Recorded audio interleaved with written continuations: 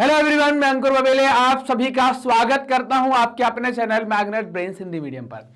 Magnet brains Hindi medium एक ऐसा platform है जो हिंदी माध्यम की कक्षा 7वीं से लेकर कक्षा 12वीं तक का संपूर्ण पाठ्यक्रम बिल्कुल निःशुल्क में उपलब्ध करा रहा है। मतलब यह कि आपको यहां पर किसी भी वीडियो के लिए कोई पेमेंट नहीं करना है। सभी कोर्स आपको बिल्कुल निःशुल्क में मिलते हैं, सभी वीडियो बिल्कुल निःशुल्क में मिलते हैं, वो भी क्वालिटी कंटेंट और बेस्ट फैकल्टीज के साथ। चलिए बात करते हैं कि इस वीडियो में हम क्या पढ़ने वाले। इस वीडियो के अंदर हम बात करेंगे कंप्लीट चैप्टर रिवीजन की। कंप्लीट चैप्टर रिवीजन होगा कक्षा 10वीं की राजनीति विज्ञान के चैप्टर नंबर 4 का, जिसका नाम है जाति, धर्म और लैंगिक मसले। इसका हम कंप्लीट चैप्टर रिवीजन करेंगे, मतलब एक ही वीडियो के अंदर हम सारा कुछ कवर करने वाले हैं, सारे टॉपिक कवर करने वाले हैं। तो हम स्टार्ट करेंगे परिचय से। जैसे ही परिचय पर आते हैं तो सबसे पहले हमें क्या करना है, हमें समझना है कि भाई जाति क्या है, धर्म क्या है और लैंगिक मसले क्या हो जाते हैं। इन सारी बातों को आपको देखना है। अगर आप जाति पर जाते हैं तो आपके मन में एक सवाल आएगा कि सर जाति किसको कहेंगे और जाति आती कैसे है। जाति से बनती है जाति व्यवस्था। इससे क्या बनेगी, इससे बनेगी जिसको आप कहेंगे जाति व्यवस्था। अब जाति व्यवस्था क्या कहलाती है, इसके बारे में बात करनी पड़ेगी। जाति व्यवस्था आप किसको कहेंगे, तो समाज में अलग अलग प्रकार की जातियों के लोग रहते हैं और उनसे मिलकर जो व्यवस्था बनती है उसको हम जाति व्यवस्था कहते हैं। तो एक और सवाल आपके मन में आएगा कि सर ये जाति व्यवस्था कहां से आई है, तो मैं बोलूंगा कि ये वर्ण व्यवस्था से आई है। किससे आई है, ये वर्ण व्यवस्था से आई है। तो आप बोलेंगे कि सर ये वर्ण व्यवस्था क्या है, ये भी तो बताइए कि वर्ण व्यवस्था क्या है। तो वर्ण व्यवस्था आप देखेंगे कि वर्ण व्यवस्था को क्या किया गया है, 4 वर्णों में बांटा गया है। वर्ण व्यवस्था में 4 वर्ण बताए गए हैं। कौन कौन से, ब्राह्मण, क्षत्रिय, वैश्य और शूद्र। ये 4 वर्ण बनाए गए हैं। मतलब ये सारे वर्ण जो थे वो पहले जन्म आधारित नहीं थे, कर्म आधारित थे। कैसा कर्म आधारित, मतलब अगर शिक्षा और धार्मिक शिक्षा का आप काम कर सकते हैं। शिक्षा और धर्म की सारी बातें किसके पास थी, ब्राह्मणों के पास। शिक्षा और धर्म, सारी धार्मिक बातें करना, शिक्षा देना, शिक्षा कैसे आगे बढ़ाई जाए, सारा मामला इनके पास था। जो भी पढ़ता था, जो भी पढ़ाता था, जो भी धार्मिक काम करता था, उसको क्या कहते हैं, ब्राह्मण कहते हैं। आज भी आपने सुना होगा ना कि वो उस विषय के प्रकांड पंडित है। प्रकांड पंडित का मतलब था विद्वान, पंडित का मतलब जाति से नहीं होता है। तो ब्राह्मण या जो जिसको पंडित भी कहते हैं, उनका मतलब क्या था, शिक्षा से, विद्वत्ता से, ज्ञान से और धर्म से लेना देना था। क्षत्रिय कैटेगरी में कौन आएंगे, जो ऐसे लोग हैं जो शासन चला सकते हैं, संभाल सकते हैं, इनको क्षत्रिय कैटेगरी में डाला गया है। ऐसा जरूरी नहीं है, कोई भी बदल सकता है ना। वैश्य में कौन आएगा, तो वैश्य में जो व्यापार करते हैं, व्यापारी वर्ग को वैश्य में डाला गया। शूद्र में कौन आएगा, जो सेवा का काम करते हैं, उनको शूद्र में डाला गया। अब ऐसा हो सकता है कि एक शूद्र है और उसका लड़का ब्राह्मण हो सकता था, अगर ये कर्म आधारित थी। जब तक ये कर्म आधारित थी तब तक बिल्कुल ऐसा हुआ है कि घर में एक शूद्र भी है, घर में एक वैश्य भी है और घर में एक ब्राह्मण भी है, और आगे चलकर अगली पीढ़ी में क्षत्रिय भी हो गया। बिल्कुल होता था जब ये कर्म आधारित थी। लेकिन समस्या क्या हो गई कि ये वर्ण व्यवस्था जैसे ही जन्म आधारित हो गई। कैसे, जैसे ही ये वर्ण व्यवस्था जन्म आधारित हो जाती है ना, जन्म आधारित होती है तो चीजें फिक्स हो जाती हैं कि भैया ब्राह्मण का ब्राह्मण, क्षत्रिय का क्षत्रिय, वैश्य का वैश्य, शूद्र का शूद्र। तो इससे क्या निकल कर आई, इन सब चीजों से निकल कर क्या आ जाती है, फिर आपको जाति व्यवस्था देखने को मिलती है। जाति व्यवस्था का उद्गम हो जाता है और हर एक वर्ग में, ब्राह्मण में देखेंगे तो कई प्रकार की वैरायटी आपको देखने को मिलेगी, क्षत्रियों में कई प्रकार की, वैश्यों में कई प्रकार की, शूद्रों में कई सारी और जाति देखने को मिलेगी। इनसे मिलकर व्यवस्था बनती है, इसको क्या कहते हैं, जाति व्यवस्था कहते हैं। कोई डाउट यहां तक नहीं ना। अब अगली बात करते हैं धर्म की, कि धर्म आप किसको कहेंगे, क्या आपके हिसाब से धर्म कहलाएगा। धर्म का मतलब है कि सही गलत में अंतर करने के लिए जो चीज बनाई गई है, सही गलत में अंतर कैसे करें। क्योंकि जगह जगह आपको कोई बताएगा नहीं ना, भगवान आएंगे नहीं जगह जगह कि बेटा गलत कर रहा हो कि सही कर रहा हो, ये तो कोई बता नहीं पाएगा। तो आपको क्या करना पड़ेगा, सही गलत में अंतर करने के लिए कुछ चीज होगी, तो वो सही गलत में अंतर करने के लिए चीज बनाई गई है, धर्म बनाई गई है। दूसरी अगर हम धर्म की बात करें तो इसका ये क्या है, आपकी जीवन को व्यवस्थित करने के लिए बनाया गया है। लेकिन ऐसा बिल्कुल नहीं है कि जो धर्म को नहीं मानते उनका जीवन व्यवस्थित नहीं है, उनका भी व्यवस्थित है। लेकिन आमतौर पर जीवन को व्यवस्थित करने के लिए धर्म बनाया गया है। आप कहेंगे सर जीवन व्यवस्थित कैसे होगा, जीवन व्यवस्थित करने के लिए आपको दिन व्यवस्थित करना पड़ेगा। जब दिन व्यवस्थित होगा तो जीवन व्यवस्थित होगा। मतलब आपको आपके अनुशासन खुद बनाने पड़ेंगे। सुबह उठ गए तो नहा धो लें, ब्रश कर लें। ऐसा नहीं कि अपन ने खा पी लिया, लपेट लिया, शाम को ब्रश कर रहे हैं। हाँ बोले सब कुछ हो गया, बोले सोने के पहले नहा ले रहे हैं। सब चीजें उल्टी पुल्टी नहीं करनी है। ये नहाना वहाना क्या है, शरीर की सफाई करना, इसलिए सुबह उठकर शरीर की सफाई कर देना चाहिए। और भगवान के हम जो भी आप जिस भी धर्म को मानते हैं वहां पर 2 मिनट खड़े हो जाना चाहिए। इससे क्या होता है, मन को शांति मिलती है। आप थोड़ी सी पूजा करते हैं तो दूसरी चीजों को भूल जाते हैं, और फिर इसके बाद क्या अपना काम करो। आप जिस भी धर्म को मानते हैं, इस चीज के लिए धर्म बनाया गया था। इनके अलावा अब ये आप देखेंगे भारत में आपको ये जातियों का भी कॉन्सेप्ट बड़ा तगड़ा देखने को मिलेगा, इतनी मजबूत जाति व्यवस्था देखने को मिलेगी। फिर धार्मिक चीजें हिंदू मुस्लिम सिख ईसाई एकदम लगा पड़ा है। फिर एक और चीज है जो कि बहुत तगड़ी चीज है, मतलब बहुत दिनों से उस पर बातचीत चल रही है, जिसको कहते हैं लैंगिक मसले। मतलब आप किसी भी धर्म में जाएं, किसी भी जाति में जाएं, दुनिया के किसी भी समाज में जाएं, 2 ही प्राणी मिलेंगे, एक होगा पुरुष और एक होगी स्त्री, है ना। 2 प्राणी आपको देखने को मिलेंगे। कौन से, पुरुष और स्त्री, है ना, ये ही आप देख पाएंगे। इन 2 को आप देख पाएंगे, पुरुष और स्त्री को आप देख पाएंगे। अब इसमें भी समाज में और हर घर में, हर परिवार में भेद होता है कि पुरुषों को वर्चस्व ज्यादा, महिलाओं को थोड़ा वर्चस्व कम। तो ऐसा विभेद यहां पर होता है। तो ये क्या कहलाते हैं, इनको लैंगिक मसले। इस पूरे चैप्टर के अंदर हमें जाति, धर्म और लैंगिक मसले पर ही बात करनी है। साथ ही साथ चूंकि हम विषय पढ़ रहे हैं राजनीति विज्ञान, तो राजनीति की चर्चा तो हम करने ही वाले हैं, कि राजनीति की चर्चा तो हम करेंगे ही। तो देखिए, पिछले अध्याय में हमने सामाजिक विविधता लोकतंत्र के लिए कोई खतरा नहीं है, यह हमने देखा था। सामाजिक विभाजन भी हमने देखा हुआ था। राजनीति में सामाजिक असमानताओं की अभिव्यक्ति कोई असंभव बात नहीं है, कि आप अपनी जो आपकी अभिव्यक्ति है उनको आप प्रकट कर सकते हैं। कई बार तो यह अभिव्यक्ति लोकतंत्र के लिए लाभकर भी होती है, क्योंकि इससे हाशिए पर पड़े लोग, वंचित लोग, वो क्या करते हैं, अपनी बात रख पाते हैं। इस अध्याय में हम इस विचार को भारत में लोकतंत्र के कामकाज के संदर्भ में परखने की कोशिश कर रहे हैं। हम यहां सामाजिक विभाजन के बारे में बात करेंगे। सामाजिक विभाजन और भेदभाव वाली 3 सामाजिक असमानताओं पर गौर करने वाले हैं। क्या है वो सामाजिक असमानताएं? लिंग, धर्म और जाति, स्त्री पुरुष, हिंदू मुसलमान और जाति, ऊंची जाति नीची जाति, इन पर आधारित सामाजिक विषमताओं पर हम बात करने वाले हैं इस पूरे अध्याय के अंदर। ये असमानताएं कैसी हैं, किस तरह राजनीति में अभिव्यक्त होती हैं, कैसे प्रकट हो जाती हैं, हम इस पर बारी बारी से गौर करेंगे, देखेंगे। फिर देखने की कोशिश करेंगे कि असमानताओं पर आधारित अलग अलग अभिव्यक्तियां लोकतंत्र के लिए लाभकर हैं या नुकसानदेह हैं, इन पर भी हमें यहां चर्चा करनी है। पूरे वीडियो में हमारे कौन कौन से टॉपिक आने वाले हैं, तो सबसे पहले आएगा लैंगिक मसले और राजनीति, जेंडर एंड पॉलिटिक्स। इसके अंतर्गत हम देखेंगे निजी और सार्वजनिक का विभाजन, पब्लिक एंड प्राइवेट डिविजन्स। महिलाओं का राजनीतिक प्रतिनिधित्व, वुमेन्स पॉलिटिकल रिप्रेजेंटेशन के बारे में भी बात करनी है, कि महिलाओं का, चूंकि हम लैंगिक मसले पर बात करेंगे तो ये भी आनी पड़ेगी बात। धर्म, सांप्रदायिकता और राजनीति, रिलीजन, कम्युनिज्म एंड पॉलिटिक्स। तो फिर इसमें हमें सांप्रदायिकता समझनी है, और जब सांप्रदायिकता समझ लेंगे तो हमें फिर एक सेकुलर स्टेट का भी कॉन्सेप्ट समझना है, धर्मनिरपेक्ष शासन को भी समझना है। जाति और राजनीति, कास्ट एंड पॉलिटिक्स भी देखेंगे। तो हम देखेंगे जातिगत असमानताएं, कास्ट इनइक्वालिटीज क्या क्या है। फिर जाति, राजनीति में जाति, कास्ट इन पॉलिटिक्स, और जाति के अंदर राजनीति, पॉलिटिक्स इन कास्ट। हमें ये दोनों बातें यहां पर समझनी है, इनको जानना है। इसके आगे 3 टॉपिक और हमें पढ़ने हैं, जिसमें हम भारत की सामाजिक और धार्मिक विविधता को जानेंगे, social and religious diversity of India, जातिगत असमानता, कास्ट इनइक्वालिटी, मतलब आज की स्थिति में क्या है उसको देखेंगे, और अप्रकट रंग भेद, है ना। हालांकि जातिगत असमानता को हम कनेक्ट कर लेंगे, जो इसके पहले वाला टॉपिक है, यहां पर हम डेटा देख लेंगे उसको, तो यहां पर कनेक्ट कर लेंगे। और अप्रकट रंग भेद को भी हमें समझना है। तो अप्रकट रंग भेद को हम भारत की सामाजिक और धार्मिक विविधता के साथ ही इसको देखने वाले हैं, कि भाई क्या क्या रंग भेद यहां पर हो सकता है। क्लियर?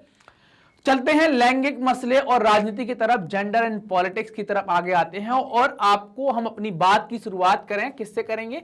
लैंगिक असमानता से करते हैं। लैंगिक असमानता का मतलब क्या हो गया, कि स्त्री बराबर पुरुष के नहीं है ना, स्त्री बराबर पुरुष नहीं है। अब ये तो मैथ में आप बराबर का निशान लगते होगे ना, जो समान है ये क्या कर दिया, बराबर नहीं है, ऐसा हमने बना दिया। क्यों नहीं है? क्योंकि इसको अधिकार ज्यादा मिले हैं और इसको अधिकार कम मिले हैं, और इनके अपने अपने दायित्व ही बांट दिए गए हैं। पुरुष की अपनी ड्यूटी है, महिला की अपनी ड्यूटी है, और महिला की ड्यूटी में पुरुष नहीं घुसता, पुरुष की ड्यूटी में महिला नहीं जा सकती। लेकिन कभी कभी ये बदलाव होते हैं। हम देखेंगे महिलाओं के साथ कितना शोषण हो जाता है, उनकी स्थिति क्या है, इन सब बातों पर हमें बात करनी है। तो वही हमारी क्या है सबसे पहली चीज, लैंगिक असमानता। यह सामाजिक असमानता का यह रूप हर जगह नजर आएगा, हर देश में नजर आएगा, हर समाज में नजर आएगा, हर धर्म में नजर आएगा। लेकिन राजनीति के अध्ययन में शायद ही इस बात की पहचान की जाती है ना। जब हम पॉलिटिक्स का स्टडी करते हैं तो पहले स्त्री पुरुष की बात नहीं करते थे, पहले जाति की, धर्म की बात होती है, आजकल होना स्टार्ट हो गई है। लैंगिक असमानता को स्वाभाविक कहें या प्राकृतिक कहें या ये कहें कि ये अपरिवर्तनीय है, जैसा भी चाहें वैसा मान सकते हैं। ना तो ये स्वाभाविक है, ना ये प्राकृतिक है और ना ये अवमाननीय है, अपरिवर्तनीय है। स्वाभाविक अब है तो, लेकिन ऐसा नहीं है कि आपने स्वाभाविक मान लिया तो इसके आधार पर आप महिलाओं को वो अधिकार नहीं देंगे जो पुरुषों को देते हैं। मतलब आपका बच्चा कॉलेज जाएगा लेकिन बच्ची को कॉलेज नहीं जाने देंगे।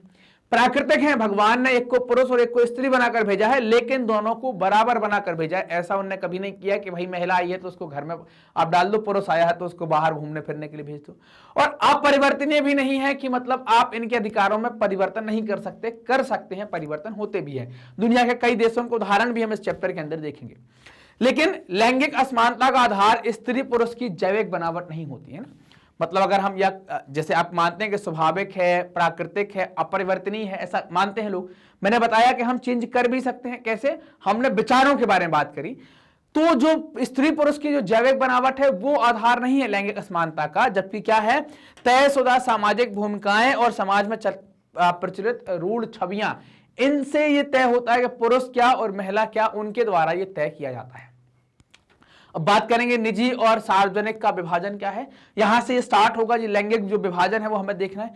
तो विभाजन जो है, विभाजन क्या है, लड़का और लड़की में, पुरुष और स्त्री में जो विभाजन है वो उनके पालन पोषण के क्रम में यह मान्यता उनके दिमाग में बैठा दी जाती है कि तुम लड़का हो, तुम बाहर के लिए बने हो, रूल करने के लिए, शासन करने के लिए, और तुम महिला हो तो तुमको बर्दाश्त करना पड़ेगा। ये सारी बातें उनके दिमाग में बैठा दी जाती हैं।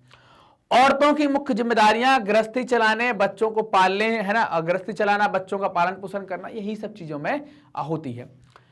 यह चीज अधिकतर परिवारों के श्रम के लैंगिक विभाजन से झलकती है। मतलब यहां पर काम का बंटवारा हो जाता है। यहाँ के काम के बंटवारे का वह तरीका जिसमें घर के अंदर सारे काम परिवार की औरतें करती हैं या या अपनी देखरेख में घरेलू नौकरों नौकरानियों से कराती हैं, ये लैंगिक श्रम विभाजन कहलाता है ना। तो हम जानते ही थे कि भाई महिलाओं की जिम्मेदारी क्या है, गृहस्थी चलाने की है और साथ ही साथ बच्चों का पालन पोषण करने की है। अब देखना यहां पर कि औरतें घर के अंदर का सारा काम काज, जैसे खाना बनाना, आप देखिए सफाई करना, कपड़े धोना, बर्तन साफ करना, बच्चों की देखरेख करना, ये सब करते हैं। मर्द क्या करेंगे? तो मर्द आमतौर पर घर के बाहर के काम करते हैं। उनको ये बोला गया है कि आपको आउटसाइड ऑफ दी हाउस काम करना है, कुछ कमा कर लाना है, ये सारे काम इनके हैं। ऐसा नहीं है कि मर्द ये सारे काम नहीं कर सकते जो स्त्रियां कर रही हैं। दरअसल वो सोचते हैं कि ये काम है, ये जो काम है, ऐसे कामों को करना औरत की जिम्मे है, वही कर सकते हैं। पर जब सिलाई कटाई से लेकर इन्हीं सारे कामों के जब पैसे मिलना स्टार्ट होते हैं तो वो काम मर्द खुशी खुशी करना स्टार्ट करते हैं, लेकिन घर में नहीं करेंगे, घर के बाहर करेंगे। उदाहरण के तौर पर आप देखिए, दर्जी जो कपड़े सिलता है, रसोईया जो खाना बनाता है, आपको आमतौर पर पुरुष मिलेंगे, लेकिन घर के अंदर ये काम महिलाएं करती हैं और घर के बाहर ये काम पुरुष करते हैं, क्योंकि वो पैसा लेते हैं, पैसा कमाते हैं। गांव में स्त्रियां, ऐसा भी नहीं है कि स्त्रियों को घर के बाहर नहीं जाते हैं। गांव में स्त्रियां घर के बाहर पानी भरने जाती हैं, जलावन जुटाने जाती हैं, खेत खटकने तक जाती हैं। शहरों में भी हम देखते हैं कि कोई गरीब स्त्री किसी मध्यम वर्गीय परिवार में नौकरानी का काम करती है और वो मध्यम वर्गीय स्त्री किसी कंपनी में या अपने दफ्तर जाकर काम करती है। अधिकांशतः ये महिलाएं ऐसा क्यों करती हैं? तो महिलाएं अपने घरेलू काम के अतिरिक्त अपनी आमदनी के कुछ ना कुछ काम, अपनी आमदनी के लिए कुछ ना कुछ काम करती हैं ताकि वो क्या कर सके, कुछ अतिरिक्त कमाई कर सके। समस्या ये है कि उनके काम को ज्यादा मूल्यवान नहीं माना जाता। उन्हें दिन रात काम करके भी उनका श्रेय नहीं मिलता, उनको उतना श्रेय नहीं दिया जाता है। श्रम के इस तरह के विभाजन का नतीजा यह हुआ कि औरत तो घर की चार दीवारी में सिमट कर रह गई है। मतलब औरत क्या है, अधिकांशतः घर के भीतर का काम करेगी, उसको घर की चार दीवारी में सिमट दिया गया है। सार्वजनिक जीवन में, खासकर राजनीति में उनकी भूमिका नगण्य है। अगर आप पॉलिटिक्स में देखते हैं तो ना के बराबर आपको महिलाएं देखने को मिलती हैं। और यह बात राजनीति वाली जो है वो अधिकतर समाज में लागू होती है, सब पर तो नहीं, लेकिन maximum society of the world पर यह लागू होती है। पहले सिर्फ पुरुषों को ही सार्वजनिक मसलों में भागीदारी करने, वोट करने, सार्वजनिक पदों पर चुनाव लड़ने का अनुमति थी, अधिकार था। धीरे धीरे ये अधिकार किसको मिल रहे हैं? अब महिलाओं को भी मिलना स्टार्ट हो गए। धीरे धीरे राजनीति में लैंगिक मुद्दे उभरे। स्त्री पुरुष में जो विभेद करके जो अंतर चल रहा था, समाज जो बटा हुआ था दो तरीके से, स्त्री और पुरुष, इनके मुद्दे भी उठना स्टार्ट होते हैं। दुनिया के अलग अलग हिस्सों में औरतों ने अपने संगठन बनाए और बराबरी के अधिकार हासिल करने के लिए आंदोलन किए। इनको क्या कहते हैं कि महिला आंदोलन यहां पर स्टार्ट हो जाते हैं। क्या स्टार्ट हो जाते हैं? महिला आंदोलन यहां पर स्टार्ट हो जाते हैं।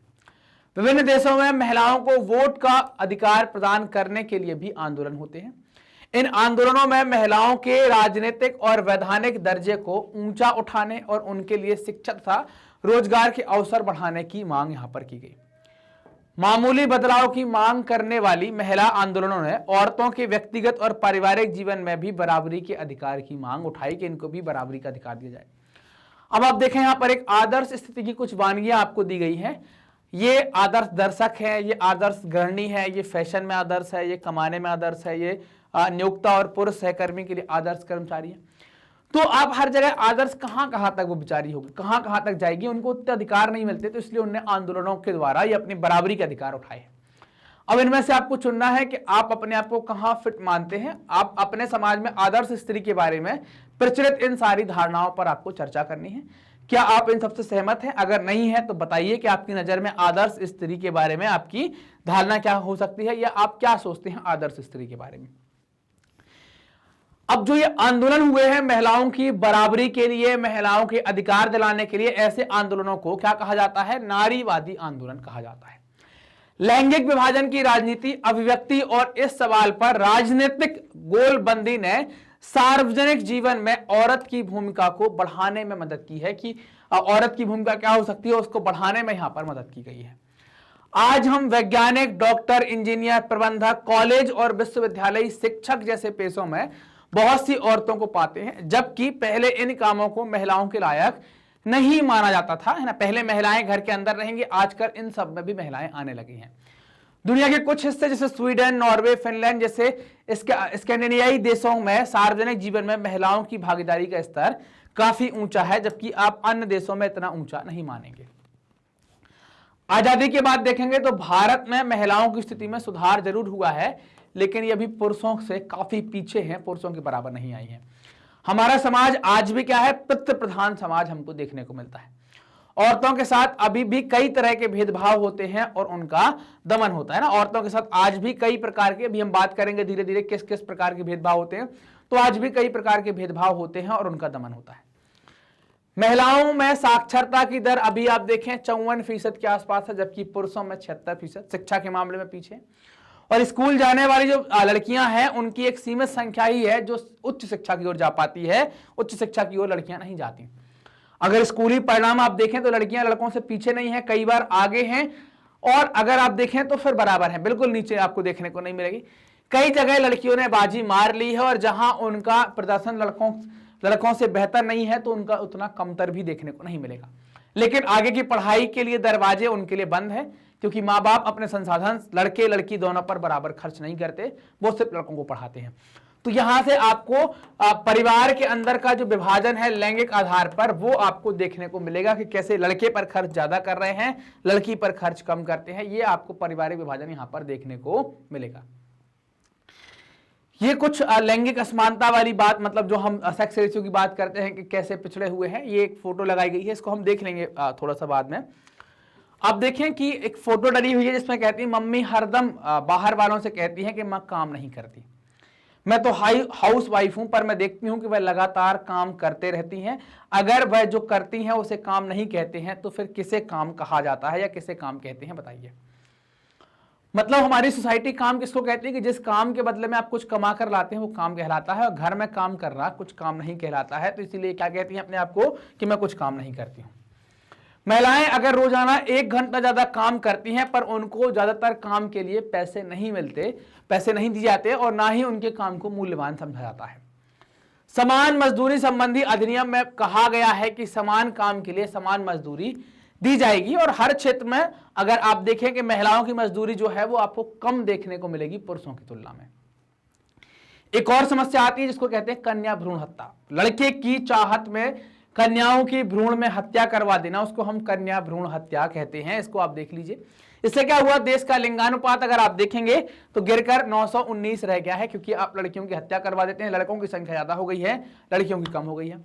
कई जगहों पर यह अनुपात गिरकर 850 और कहीं कहीं 800 से भी नीचे चला गया है। ये आपको देखने को मिलेगा। कैसे? क्योंकि आपने लगातार कन्या भ्रूण हत्या करवाई है आपने मतलब जो भी लोग उसमें शामिल हैं उनके द्वारा, आपने अपने दिल पर मत लेना फिर, आप लोगों ने नहीं, मतलब जो भी पहले सोसाइटी थी ऐसी, लड़के की चाहत थी, ये आप लोग देख रहे होंगे, ये आप मानेंगे कि लड़के को ज्यादा चाहते थे, लड़की को कम चाहते थे कह रहा हूं मैं, मतलब पहले वाली बात कर रहा हूं, अभी सोसाइटी बदल रही है। तो उस चक्कर में क्या करते थे लोग, जैसे 2-3 लड़की हो गई तो फिर आप जो भ्रूण परीक्षण होता है उसके द्वारा पता चल जाए तो उसको मरवा दिया करते थे। ये सब क्या है, गड़बड़ हो रहा था। महिलाओं के उत्पीड़न, शोषण और उन पर होने वाली हिंसा की खबरें हम रोज आप पढ़ते ही हैं, पढ़ने को मिलती हैं। शहरी इलाके में भी महिलाएं खास तौर पर सुरक्षित नहीं हैं, वे अपने घरों में भी सुरक्षित नहीं हैं, क्योंकि वहां भी उन्हें उनके साथ मारपीट और अनेक तरह की घरेलू हिंसा होती है। यह आप लिंगानुपात वाला मैप देख लीजिए। लाल कलर जहां पर 950 से अधिक, जो गुलाबी कलर है, यहां यहां यहां यहां यहां यहां यहां और केरल, छत्तीसगढ़, पश्चिम बंगाल, मेघालय, असम, अरुणाचल प्रदेश, त्रिपुरा और मिजोरम, इन जगहों पर आपको क्या देखने को मिलेगा, 950 से ज्यादा है लिंगानुपात। हरा कलर मतलब जहां पर 926 से 920 के बीच में है, मतलब कर्नाटक, तमिलनाडु, आंध्र प्रदेश, उड़ीसा, झारखंड, बिहार, मणिपुर और नागालैंड। 901 से 925 जहां पर ऑरेंज दिखेगा, ये है मतलब मध्य प्रदेश, उत्तर प्रदेश, हिमाचल प्रदेश। फिर ये वाला 876 से 900 के बीच में, मतलब गुजरात, महाराष्ट्र, राजस्थान, उत्तराखंड। और पीला आप जो देख पा रहे हैं, जम्मू कश्मीर, पंजाब, हरियाणा, यहां पर लिंगानुपात आपको 875 से कम देखने को मिलेगा। ये आप देख पाए कि विश्व के विभिन्न देशों की राष्ट्रीय संसदों में महिलाओं का जो प्रतिशत है वो आपको देखने को मिल रहा है। तो आप देखेंगे भारत जो है उस टेबल में सबसे पीछे है। सबसे ऊपर कौन से है, नॉर्डिक देश जो है वो सबसे ऊपर हैं। यहां पर लगभग 42% महिलाएं लगभग बराबरी पर आ गई हैं पुरुषों के। उसके बाद उत्तरी अमेरिका, उत्तर और अमेरिका मतलब उत्तर और दक्षिण दोनों, फिर यूरोप के देश आते हैं, फिर सहारा मरुस्थल। हम काफी पीछे आपको देखने को मिल रहा है, हमारे यहाँ पर 11.8% है। अगर विश्व का औसत देखें तो 24% महिलाएं राजनीति में शामिल हैं, भारत में मात्र 11% है, 11.8, 12% है, आधा है। आप देख पाएंगे कि यूरोप जो है, यूरोप में organisation for security and cooperation, जिसमें नार्डिक देश छोड़ दिए जाते हैं, वो सभी इसके सदस्य होते हैं। और ये आंकड़े जो हैं वो किसके हिसाब से देख पा रहे हैं, 1 अक्टूबर 2018 के हिसाब से इन आंकड़ों को आप देख रहे हैं। अब हमें बात करनी है महिलाओं का राजनीतिक प्रतिनिधित्व, वुमेन्स पॉलिटिकल रिप्रेजेंटेशन के बारे में बात करनी है। तो राजनीतिक प्रतिनिधित्व क्या होता है, हमें इसके ऊपर चर्चा करनी है कि क्या कहलाता है। चलिए देखते हैं। तो देखो क्या होता है प्रतिनिधित्व महिलाओं का, चलो एक बार देख लेते हैं। प्रतिनिधित्व का मतलब क्या होता है, पहले ये जान लेते हैं। प्रतिनिधित्व का मतलब क्या होता है, पहले आपको ये पता होना चाहिए कि प्रतिनिधित्व क्या कहलाता है ये। फिर इसमें हम 2 प्रकार के प्रतिनिधित्व की बात करेंगे। कौन कौन से 2 प्रकार की, महिला और पुरुष के बारे में। कौन कौन से 2 के बारे में, पुरुष और महिला प्रतिनिधित्व के बारे में। चूंकि हमारा टॉपिक क्या चल रहा है, राजनीति में महिलाओं का प्रतिनिधित्व, तो हमें इन 2 के बारे में बात करनी है। प्रतिनिधित्व का मतलब होता है, चूंकि अगर आप देखें, अगर हम अपने भारत देश को देखते हैं तो आप जानते हैं कि हर व्यक्ति अपनी बात नहीं रख सकता, उसे कोई माध्यम चाहिए। तो भारत देश में क्या किया गया है कि इसमें कई सारे राज्य बनाए गए हैं, राज्यों में कई सारी विधानसभाएं बनाई गई हैं, बनाई गई है कि नहीं। और देश में एक केंद्र सरकार है जिसमें कई सारे सांसद हम चुन कर लेते हैं, सांसद की सीटें बनाई गई हैं। तो इसमें ये सीटें जो बनाई गई हैं, ये सांसद की कुछ सीटें यहां पर बना दी। ऐसे ही राज्यों में विधानसभाएं कुछ तैयार कर दी।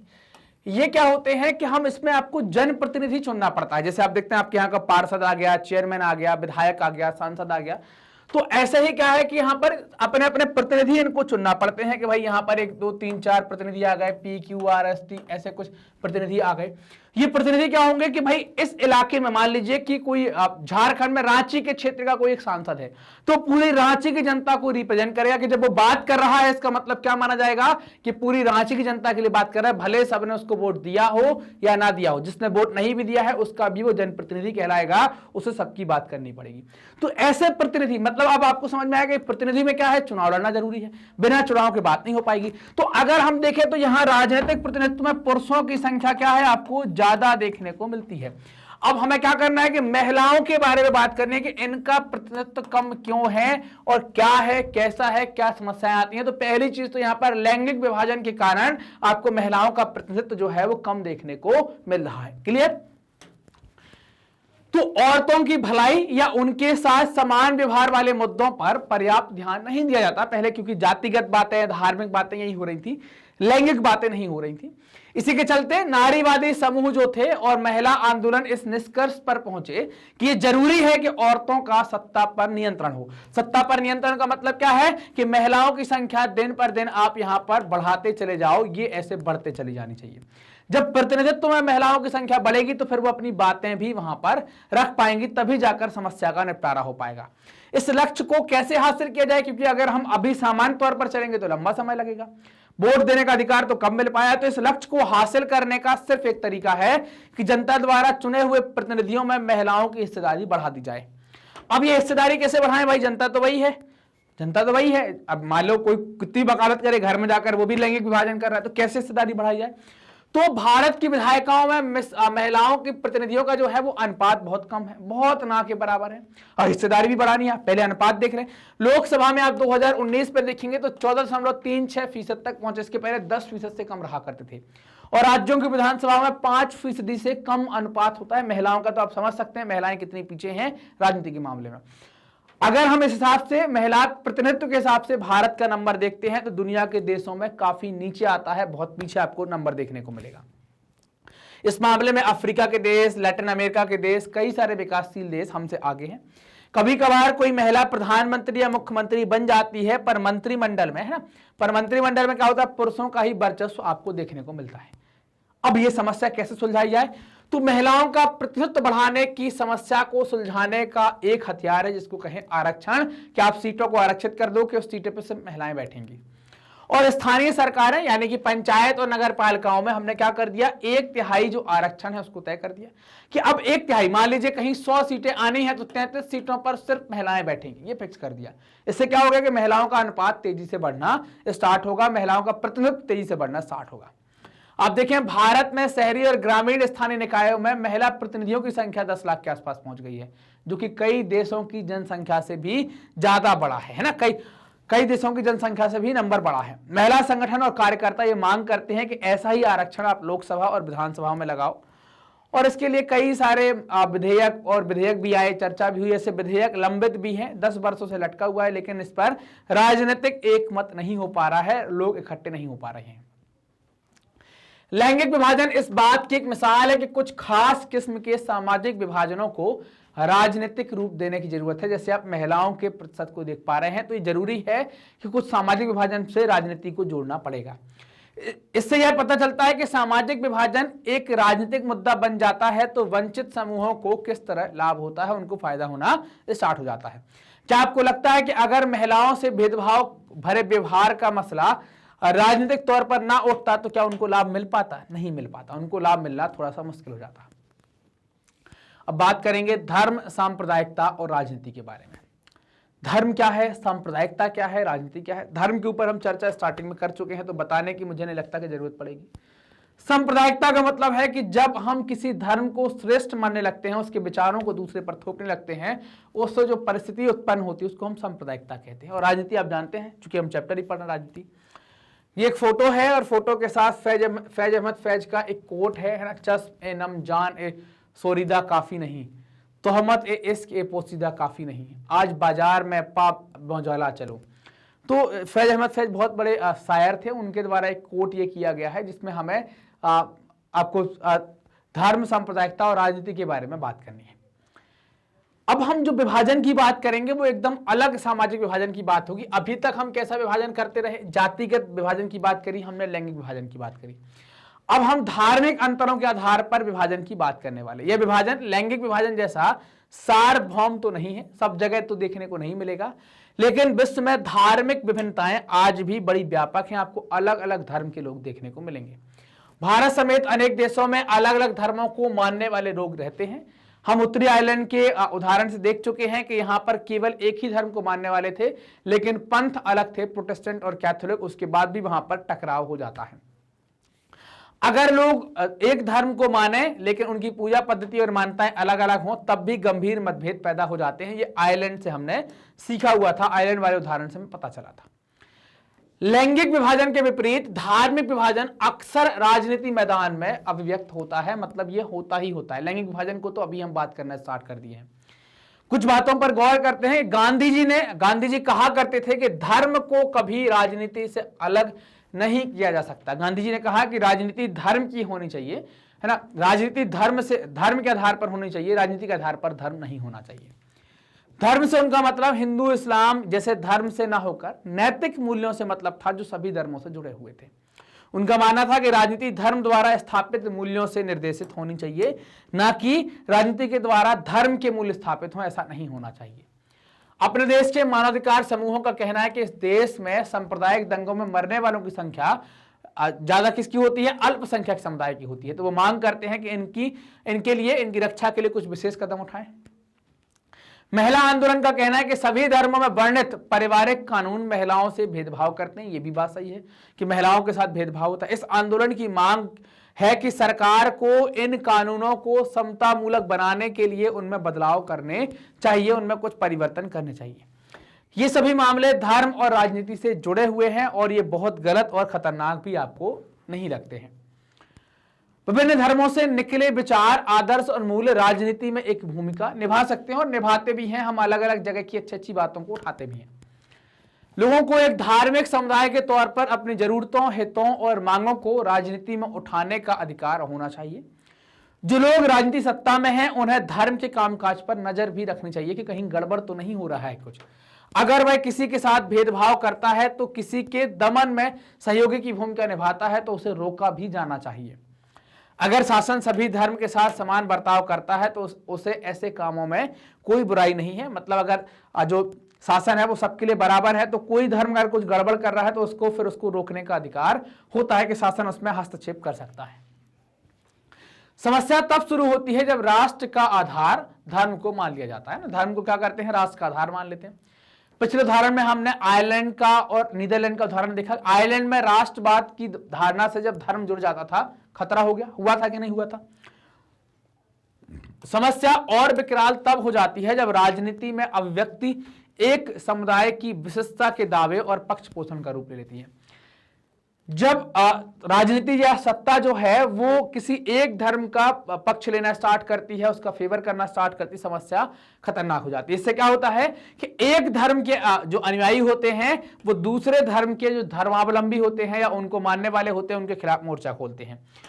और ऐसे क्या होता है, ऐसे में ऐसा तब होता है, कब मोर्चा खोलते हैं? जब एक धर्म के लोग अपने आप को दूसरे धर्म से श्रेष्ठ मानते हैं, अपने विचारों को उनके ऊपर थोपने की कोशिश करते हैं, तब ऐसी बातें आपको देखने को ज्यादा मिलती हैं। इस प्रक्रिया में जब राज्य अपनी सत्ता का इस्तेमाल किसी एक धर्म के पक्ष में करने लगता है तो समस्या और विकट हो जाती है, स्थिति और विकट हो जाती है। राजनीति से धर्म को इस तरह से जोड़ना ही सांप्रदायिकता कहलाती है। सांप्रदायिकता क्या हो गई कि राजनीति को धर्म से आप अगर ऐसे जोड़ते हैं कि किसी एक धर्म को आप दबा रहे हैं, अपनी मान्यताओं को उसके ऊपर थोप रहे हैं, ये सारी चीजें क्या होती हैं? इनको सांप्रदायिकता कहा जाता है। सांप्रदायिक राजनीति इस सोच पर आधारित होती है कि धर्म ही सामाजिक समुदाय का निर्माण करते हैं और अगर आप इस मान्यता के अनुकूल सोचते हैं तो वो भी क्या है? सांप्रदायिकता उसको कहा जाता है।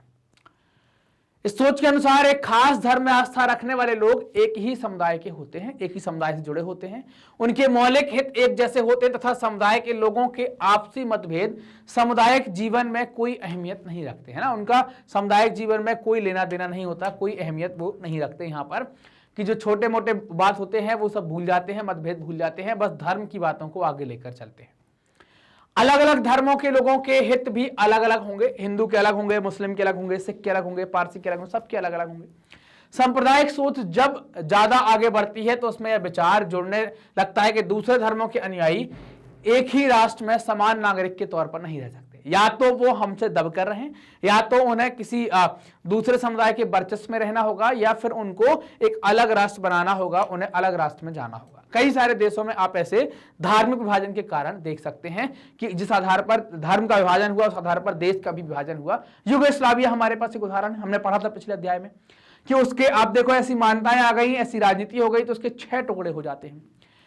यह मान्यता बुनियादी रूप से गलत है कि एक धर्म के लोगों के हित और उनकी आकांक्षाएं हर मसले पर एक जैसी हों, यह संभव नहीं होता। हर व्यक्ति कई तरीके की भूमिकाएं निभाता है। जैसे आप मुझे ले लीजिए, मैं पढ़ा भी रहा हूं, कहीं रहता भी हूँगा। हर व्यक्ति की, आप कहीं किसी के दोस्त हैं, किसी के बेटे हैं, किसी के चाचा भी बनेंगे, तो आपकी क्या है, भूमिकाएं हर जगह अलग हो जाएंगी। उसकी हैसियत और पहचान भी अलग होती है, अलग अलग जगह उसकी हैसियत होती है, अलग अलग जगह उसकी पहचान होती है। हर समुदाय में तरह तरह के विचार के लोग होते हैं, सबके मन में विचार अलग अलग चलते हैं, अलग अलग विचार के लोग होते हैं।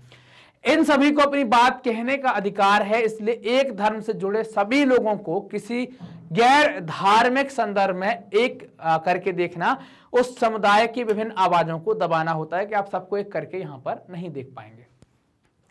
सांप्रदायिकता राजनीति में अनेक रूप धारण करती है। सांप्रदायिकता की सबसे आम अभिव्यक्ति दैनिक जीवन में ही दिखती है, खासतौर से क्या, धार्मिक पूर्वाग्रह। पूर्वाग्रह क्या होता है, पहले से कुछ आपने विचार बना लिया है, पुरानी परंपरा को आपने मान लिया है। धार्मिक समुदायों के बारे में बनी बनाए धारणाएं मान लेना, उसको क्या कहते हैं, धार्मिक पूर्वाग्रह कहते हैं। एक धर्म को दूसरे धर्म से श्रेष्ठ मानने की मान्यताएं इस धार्मिक पूर्वाग्रह में शामिल होती हैं। ये चीजें इतनी आम है कि अक्सर हम उन पर ध्यान तक नहीं देते, जबकि वो हमारे अंदर बैठी होती है, हमारे अंदर प्रवेश कर जाती है। हम अपने धर्म को श्रेष्ठ मानने लगते हैं, दूसरे को कम मानने लगते हैं। सांप्रदायिक सोच अपने धार्मिक समुदाय का राजनीतिक प्रभुत्व स्थापित करने की फिराक में रहते हैं। मतलब अगर हम ऐसा सोचते हैं कि हमारे धर्म का प्रभुत्व हो जाए, वो सांप्रदायिक सोच कहलाएगी। जो लोग बहुसंख्यक समुदाय के होते हैं, उनकी यह कोशिश होती है कि बहुसंख्यकवाद का रूप ले ले। जो अल्पसंख्यक समुदाय के होते हैं, उनमें यह विश्वास अलग राजनीतिक इकाई बनाने की इच्छा के रूप ले लेता है। मतलब चाहे बहुसंख्यक हो चाहे अल्पसंख्यक हो, सब अपने अपने हिसाब से सोचते हैं, जो जैसा सोच सकता है सब अपने अपने हिसाब से यहां पर करते हैं। सांप्रदायिक आधार पर राजनीतिक गोलबंदी, गोलबंदी क्या है, लोगों को अपने तरफ आकर्षित करना। राजनीतिक गोलबंदी सांप्रदायिकता का दूसरा रूप होती है। कैसे करते हैं, धर्म के पवित्र चिन्हों का उपयोग करके, धर्म गुरुओं का उपयोग करके, भावनात्मक अपील करके, लोगों के मन में डर बैठाकर, ये सारी चीजों का उपयोग करके हम क्या करते हैं, राजनीतिक गोलबंदी करते हैं, लोगों को अपनी तरफ आकर्षित करते हैं। चुनावी राजनीति में धर्म के मतदाताओं को, एक धर्म के मतदाताओं की भावनाओं या हितों की बात उठा के उनको अपनी तरफ आकर्षित करना, ये सारे तरीके क्या हैं, बहुत आम है। इन तरीकों को वहां पर अपनाया जाता है। कई बार सांप्रदायिकता का सबसे गंदा रूप भी आपको देखने को मिलेगा, जब ये क्या करेगी, हिंसा, दंगा और नरसंहार कराएगी सिर्फ राजनीति के चक्कर में। विभाजन के समय आपको भारत और पाकिस्तान में भयावह सांप्रदायिक दंगे देखने को मिले होंगे। और ये सांप्रदायिक दंगे किस आधार पर मिले थे, हिंदू और मुसलमान के आधार पर आपको देखने को मिलते हैं। कैसे देखने को मिलते हैं, हिंदू और मुसलमान के आधार पर आप ये दंगे देख पाते हैं। आजादी के बाद भी बड़े पैमाने पर सांप्रदायिक हिंसा हुई है, अलग अलग जगह पर ये दंगे होते रहते हैं, हिंसा होती रहती है, आपने देखी भी हुई थी। अब हमें बात करनी है धर्मनिरपेक्ष शासन के बारे में। तो धर्मनिरपेक्ष शासन क्या होगा, हम किस चीज को धर्मनिरपेक्ष कहेंगे, पहले हम एक बार समझ लें कि धर्म और निरपेक्ष शासन का मतलब यहां पर क्या। देखो, अब धर्मनिरपेक्ष में आपको दो शब्द मिलेंगे, एक तो धर्म और एक निरपेक्ष, और एक शब्द लगा हुआ है जिसको कहते हैं हम शासन, है ना। अंग्रेजी में इनको ही कहा जाता है सेकुलर स्टेट, या इसको हम ऐसा भी कह सकते हैं, कई सारे लोग ऐसा भी लिख सकते हैं कि धर्मनिरपेक्ष राज्य, है ना।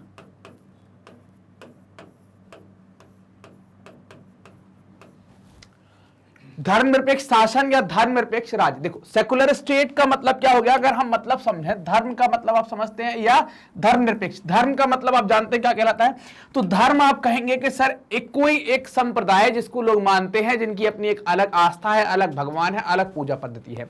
कोई भी धर्म हो सकता है, भारत में 8 बड़े धर्म है, इनमें से कोई भी एक हो सकता है, या तो हिंदू या मुस्लिम, कुछ भी हो सकता है, सिख, ईसाई, कोई भी हो सकते हैं, है ना। और निरपेक्षता का मतलब क्या हो गया, और अंग्रेजी में इन दोनों शब्दों के लिए एक नाम दिया गया जिसको कहते हैं सेकुलर। इसका मतलब होता है कि राज्य या शासन किसी धर्म का फेवर नहीं करेगा, किसी धर्म के साथ पक्षपात नहीं करेगा, किसी धर्म को ऐसा मतलब वित्त पोषण नहीं करेगा, किसी धर्म को अलग से पक्ष पोषण नहीं करेगा। पक्ष पोषण का मतलब क्या हुआ, वित्त पोषण का मतलब क्या हुआ, अलग से पैसा ना देना। पक्ष पोषण का मतलब क्या है, कोई विवाद आ गया तो पक्षपात नहीं करेगा। राज्य या जो शासन है वो तटस्थता बनाकर रखेगा, मतलब दूरी बनाकर रखेगा, उसको कोई खास मतलब नहीं होगा धर्म के मामले में। सरकार जो है, क्योंकि हमारे संविधान में हमारे देश का कोई भी आधिकारिक धर्म घोषित नहीं किया गया है, ऑफिशियल रिलीजन नहीं है भारत का, इस कारण से सरकारें अपनी तटस्थता बनाकर रखेंगी, दूरी बनाकर रखेंगी। संविधान में भी धर्म के बारे में ऐसा नहीं कहा गया किसको बड़ा किसको छोटा, संविधान को भी मतलब नहीं है, वो नागरिक को लेकर चलता है कि देश में रहने वाले हर एक व्यक्ति का भला होना चाहिए। तो धर्मनिरपेक्ष वाली बात समझ में आई होगी। धर्मनिरपेक्ष मतलब क्या है कि जो ऐसा मतलब शासन का मतलब क्या, ऐसा शासन जिसका धर्म से कोई खास कनेक्शन नहीं है, वो धार्मिक मामलों में अपनी दूरी बनाकर चलता है, धार्मिक मामलों में जबरदस्ती टांग नहीं अड़ाता, जबरदस्ती घुसता नहीं है, वैसे शासन या वैसे राज्य को आप धर्मनिरपेक्ष शासन या राज्य कहते हैं। एक और बात है, कई बार राज्य को धर्म के मामले में घुसना भी पड़ता है जब कई दूसरे प्रकार के अंतर होते हैं। जैसे हमने कई सारी चीजों पर बात करी, अगर आपको पता होगा हमने मर्द और है ना स्त्री के बारे में बात करी, तो आपने देखा कि लगभग हर एक धर्म के अंदर स्त्रियों की दशा खराब थी, उनके साथ कुछ दिक्कत आ रही थी, सरकार ने कुछ ना कुछ नियम बनाकर इनका भला करने की कोशिश करी। अगर धर्म में किसी प्रकार की वैसी व्यवस्था है जो मूल अधिकार को नुकसान पहुंचाती है, समानता नहीं देती है, किसी का शोषण करती है, तो फिर क्या है, फिर भाई वो धर्म जो होगा वो क्या करेगा, उस धर्म के मामले में राज्य सरकार जो है वो घुसेगी या शासन जो है वो उसमें घुसेगा और उस चीज को सही करेगा। हमारे संविधान निर्माता इस चुनौती के प्रति सचेत थे, हमने जाना हुआ था कि इस चुनौती के प्रति वो सचेत थे और इसी कारण से उन्होंने क्या अपना लिया था, धर्मनिरपेक्ष शासन के मॉडल को चुना था। इस आधार पर संविधान में कई सारे प्रावधान किए गए थे, अनेक प्रावधान किए गए थे। भारतीय राज्य ने किसी भी धर्म को राजकीय धर्म के रूप में अंगीकार नहीं किया है ना, हमने अभी बात करी, कोई भी धर्म जो है वो हमारा राजकीय धर्म नहीं है, उसके रूप में हमने नहीं अपनाया है। अगर हम उदाहरण के तौर पर देखें तो हमारे पड़ोसी देश श्रीलंका में बौद्ध धर्म को वहां का राजकीय धर्म बनाया गया है, मतलब बौद्ध धर्म को वहां का जो शासन सत्ता है उसका पोषण मिलेगा, उसके द्वारा इसका फेवर किया जाएगा। मतलब श्रीलंका में एक धर्म सर्वोपरि है जिसको आप बौद्ध धर्म कहेंगे, बाकी नहीं होंगे। वैसे ही पाकिस्तान में इस्लाम और वैसे ही इंग्लैंड में ईसाई। यहां पर इन तीनों देशों के अंदर इन धर्मों को राजकीय धर्म का दर्जा दिया गया है, मतलब इनको अधिक सुरक्षा, अधिक पोषण है ना, अधिक सुविधाएं दी जा रही हैं दूसरे धर्मों की तुलना में। इनको सब धर्मों के ऊपर भी स्थापित किया गया है, इसका मतलब यह है कि इनको राजकीय धर्म बना दिया है।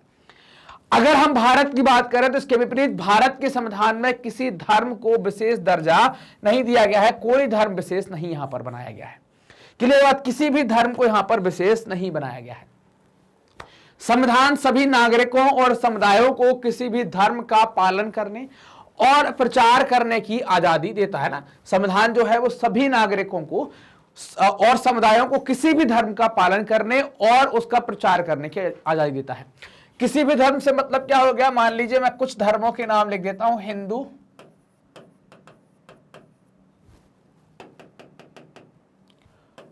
मुस्लिम,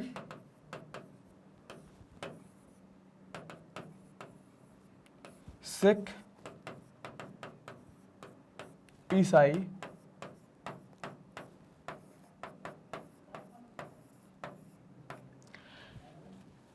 ये 5-6 धर्मों के नाम मैंने लिख लिए, हिंदू, मुस्लिम, सिख, ईसाई, जैन और बौद्ध। अगर अब आप क्या मान लीजिए कि आपको कोई सा भी धर्म इसमें से मानने की स्वतंत्रता दी गई है, आप कोई सा भी धर्म आप मान सकते हैं।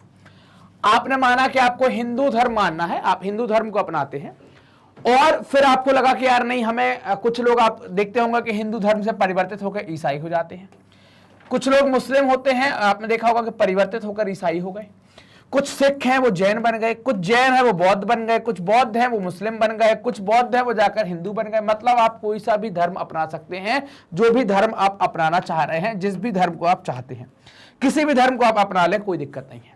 और कोई भी धर्म का प्रचार करें, जो धर्म हमने इतने बनाए हुए थे, जिस भी धर्म का चाहे आप प्रचार करें।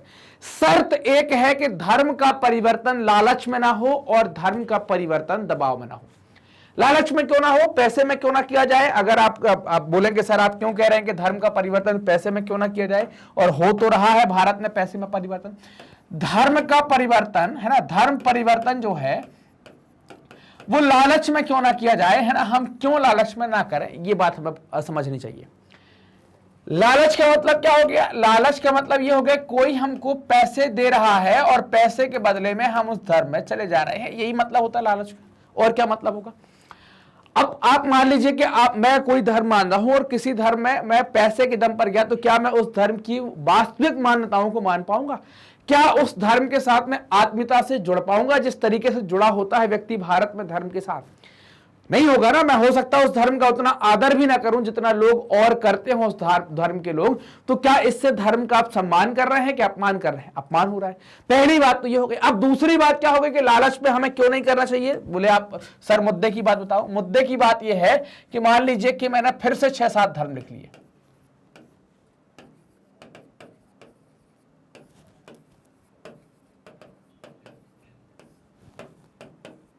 है ना, हिंदू, सिख, मुस्लिम, जैन, बौद्ध, ईसाई, इतना ही लिख लेता हूं मैं। इतने धर्म मैंने लिख लिए। और अब बात आती है कि सर क्यों ना हो। मान लीजिए कि आप हिंदू थे। मैं हिंदू इसलिए हर बार लेता हूं क्योंकि भारत में पॉपुलेशन की ज्यादा है, इसलिए मैं स्टार्ट यहां से ज्यादा करता हूं। हिंदू थे और हिंदू को बोला गया कि बोले आप एक काम करो कि आपको 50 लाख रुपए दे रहे हैं हम, और आप क्या बन जाओ? जैन बन जाओ। हो सकता है वो व्यक्ति बन जाए। और एक व्यक्ति था मुस्लिम, और उससे बोला गया कि आपको भी 50 लाख रुपए मिल रहे हैं और आप क्या बन जाओ? आप बन जाओ ईसाई।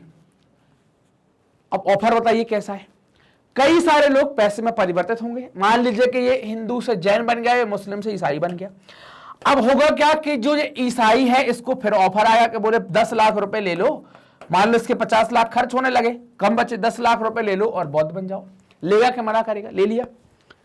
ठीक है। अब ऐसा ही क्या हुआ कि इस जैन के साथ हुआ कि इसको भी बोला गया कि तुम भी एक 15 लाख रुपए ले लो और क्या हो जाओ? जैन, बौद्ध बन जाओ।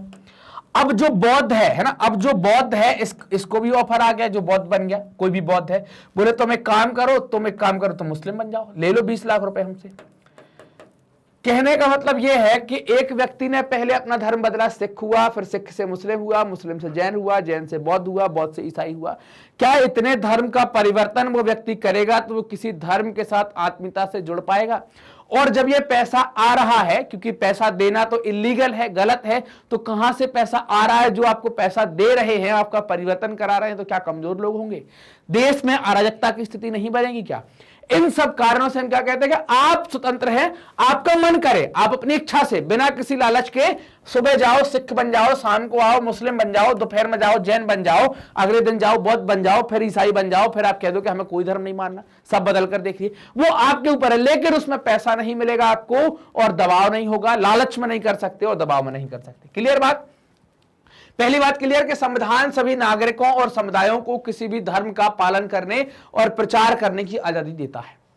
संविधान धर्म के आधार पर किए जाने वाले किसी तरह के भेदभाव को अवैधानिक घोषित करता है कि अगर आप धर्म के आधार पर भेदभाव करते हैं तो वो अवैधानिक है।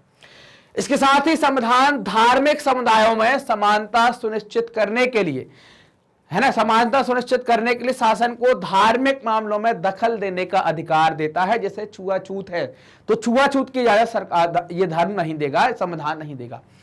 मतलब हमारे लिए समानता भी सर्वोपरि है, हमें देश में समानता स्थापित करनी है, और अगर किसी धर्म में समानता का या किसी भी मौलिक अधिकार का सही तरीके से पालन नहीं हो रहा है तो सरकार उसमें इंटरफेयर कर सकती है, घुस सकती है। धर्मनिरपेक्षता कुछ पार्टियों या व्यक्तियों की एक विचारधारा भर नहीं होती।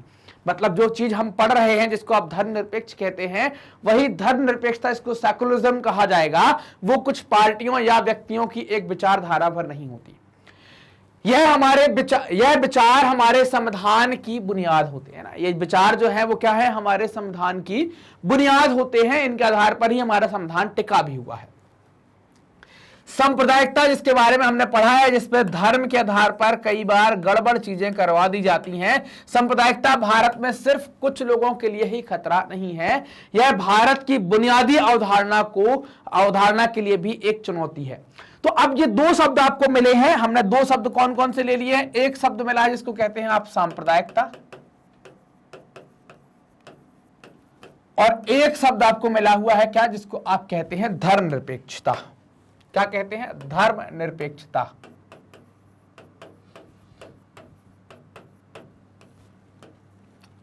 ये दोनों क्या है, एक दूसरे के उलट है ना, एक दूसरे के बिल्कुल अपोजिट है। सांप्रदायिकता में हम क्या देख रहे थे, तो सांप्रदायिकता में हमने देखा था कि कोई एक धर्म है, धर्म को जबरदस्ती लागू करना, किसी धर्म को क्या बनाना, श्रेष्ठ बताना दूसरे धर्मों की तुलना में, और ऐसे विचारों को मान्यता देना और अपने विचारों को दूसरों पर थोपना, दूसरे धर्म पर थोपना सांप्रदायिकता थी। धर्मनिरपेक्षता में क्या है कि सभी धर्मों को बराबर छूट दे दी गई कि भाई आप जो धर्म चाहें वो अपना सकते हैं। सरकार भी या शासन में अगर जिसको हम धर्मनिरपेक्ष राज्य कहते हैं वो भी क्या है, उसे भी कोई लेना देना नहीं है धर्म के मामले से। तो ये दो शब्द है, चूंकि सांप्रदायिकता हमने इसके जस्ट पहले पढ़ा है और धर्मनिरपेक्षता हम अभी पढ़ रहे हैं। हमारी तरह का संविधान जो है, जिसको आप धर्मनिरपेक्ष संविधान कहते हैं, वह जरूरी चीज है, लगभग हर देशों में होना चाहिए। अकेले इसके बूते पर आप सांप्रदायिकता का मुकाबला नहीं कर सकते, केवल इसकी दम पर आप सांप्रदायिकता को चुनौती नहीं दे सकते। हमें अपने दैनिक जीवन में सांप्रदायिक पूर्वाग्रहों और दुष्प्रचारों का मुकाबला करना होगा तथा धर्म पर आधारित गोलबंदी का मुकाबला राजनीतिक दायरे में करने की जरूरत है। मतलब हम जो धर्म आधारित लोगों को आकर्षित किया जाता है उस चीज से भी हमें चुनौती लेना है। अब अगली बात आती है, हमें पढ़ना है जाति और राजनीति, कास्ट एंड पॉलिटिक्स पर हम बात करेंगे। कास्ट एंड पॉलिटिक्स क्या होगा इसके बारे में हमें जानना है। हमने राजनीति में सामाजिक विभाजन की दो अभिव्यक्तियां देखी हुई थी, है ना। आपने देखा था कि दो अलग अलग तरीके से हमने समाज को बांटा हुआ था, ये हम जानते थे। एक मोटे तौर पर सकारात्मक और लाभदायक थी और एक क्या थी, दूसरी नकारात्मक या नुकसानदेह हुआ करती थी। अब अंतिम प्रमुख विभाजन जिसकी हम बात करेंगे वो क्या है, जाति और राजनीति, है ना। तो हम किसकी बात करने वाले हैं, जाति और राजनीति की चर्चा करेंगे। इसके सकारात्मक और नकारात्मक दोनों ही पक्ष हमें दोनों ही देखने पड़ेंगे। चूंकि सिक्का जब होगा, है ना, सिक्का जब उछाला जाएगा तो सिक्के के दो पक्ष आएंगे। एक पक्ष होगा सकारात्मक और दूसरा पक्ष होगा नकारात्मक, है ना। सकारात्मक और नकारात्मक हर चीज के होंगे। तो ऐसे ही हम बात करेंगे कि जाति और राजनीति के भी सकारात्मक पक्ष हैं और नकारात्मक पक्ष हैं। लिंग और धर्म पर आधारित विभाजन तो दुनिया भर में है। मतलब अगर आप, हमने चूंकि जिस प्रकार का विभाजन देखा था, लिंग और धर्म, चूंकि लिंग में स्त्री और पुरुष के आधार पर, धर्म अलग अलग धर्मों के आधार पर, दुनिया भर में विभाजन आपको देखने को मिलेगा। जाति पर आधारित विभाजन सिर्फ और सिर्फ भारतीय समाज में ही देखने को मिलता है ना। जाति पर आधारित जो विभाजन है वो सिर्फ और सिर्फ भारतीय समाज में आपको देखने को मिलता है। सभी समाजों में कुछ सामाजिक असमानताएं और एक ना एक तरह का श्रम का विभाजन भी मौजूद होता है। हर एक समाज के अंदर आप सामाजिक असमानता का मतलब क्या है, अलग अलग प्रकार की असमानताएं आपको देखने को मिलेगी। देखिए मैं आपको बता दूं कि सामाजिक असमानताएं क्या क्या होंगी, है ना। अगर हम समाज की असमानताओं की बात करें, जिनको आप क्या कहेंगे, सामाजिक असमानताएं, है ना।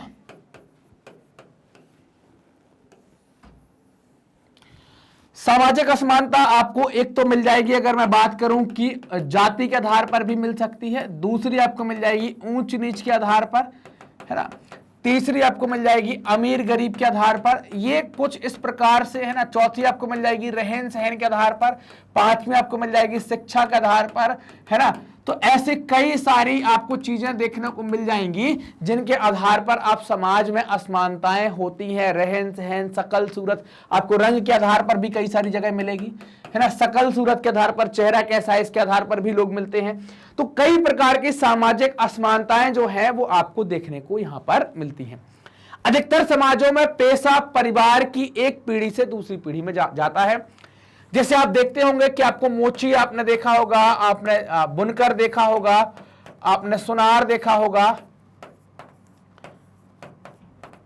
आप पंडिताई का जो कर्म है वो देखा होगा। तो एक पीढ़ी से दूसरी पीढ़ी की तरफ क्या होता है, धीरे धीरे शिफ्ट होता है, आगे बढ़ता है।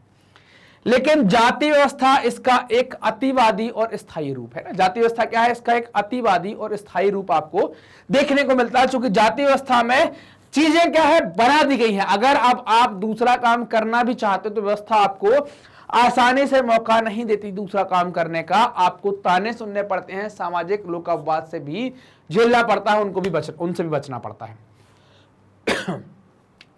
अन्य समाजों में मौजूद असमानताओं में से यह एक खास अर्थ में भिन्न है। इसमें पैसे के वंशानुगत विभाजन को रीति रिवाजों की मान्यता प्राप्त है। अब ये किस आधार पर प्राप्त है पैसे को, तो ये आधार अगर हम बात करें, मैं फिर आपसे कहूंगा वर्ण व्यवस्था के आधार पर है। आप बोलेंगे सर ये वर्ण व्यवस्था क्या है, तो हमने अभी पिछली बार बताई थी, अगर आप भूल गए होंगे तो मैं फिर से बता देता हूं। वर्ण व्यवस्था में हम बात करते हैं 4 वर्णों के बारे में। आपको पता होगा कितने वर्णों के बारे में बात करते हैं, 4 वर्णों के बारे में बात करते हैं। 4 वर्ण, कौन कौन से 4 वर्ण, ब्राह्मण, क्षत्रिय, वैश्य और शूद्र। आपको बताया था कि चारों वर्ण जो हैं वो कर्म आधार पर बनाए गए हैं। इनका कर्म क्या है, ब्राह्मण को जो काम दिया गया है वो काम क्या दिया गया है, शिक्षा और धर्म का काम इनको दिया गया है, शिक्षा और धर्म का काम इनको दिया गया है। क्षत्रिय को क्या काम दिया गया है, शासन का काम दिया गया है और सुरक्षा का काम दिया गया है। वैश्य को क्या काम दिया गया है, व्यापार का काम दिया गया है। और शूद्र को क्या काम दिया गया है, सेवा का काम दिया गया है। अब आपको समझना यह है कि ये कोई भी काम पुरानी वर्ण व्यवस्था में जन्म आधारित नहीं था। आपके काम के आधार पर, आप जिसमें अच्छे हैं आप उस कैटेगरी में चले जाएंगे।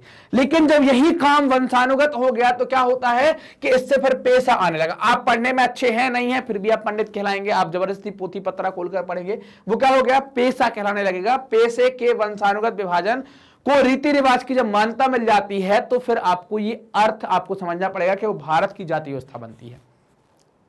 एक जाति समूह के लोग एक या मिलते जुलते पेशों के तो होते ही हैं, साथ ही उन्हें एक अलग सामाजिक समुदाय के रूप में भी देखा जाता है ना। अलग अलग तरीके के जो सामाजिक समुदाय है उनके रूप में भी आप उनको देख सकते हैं।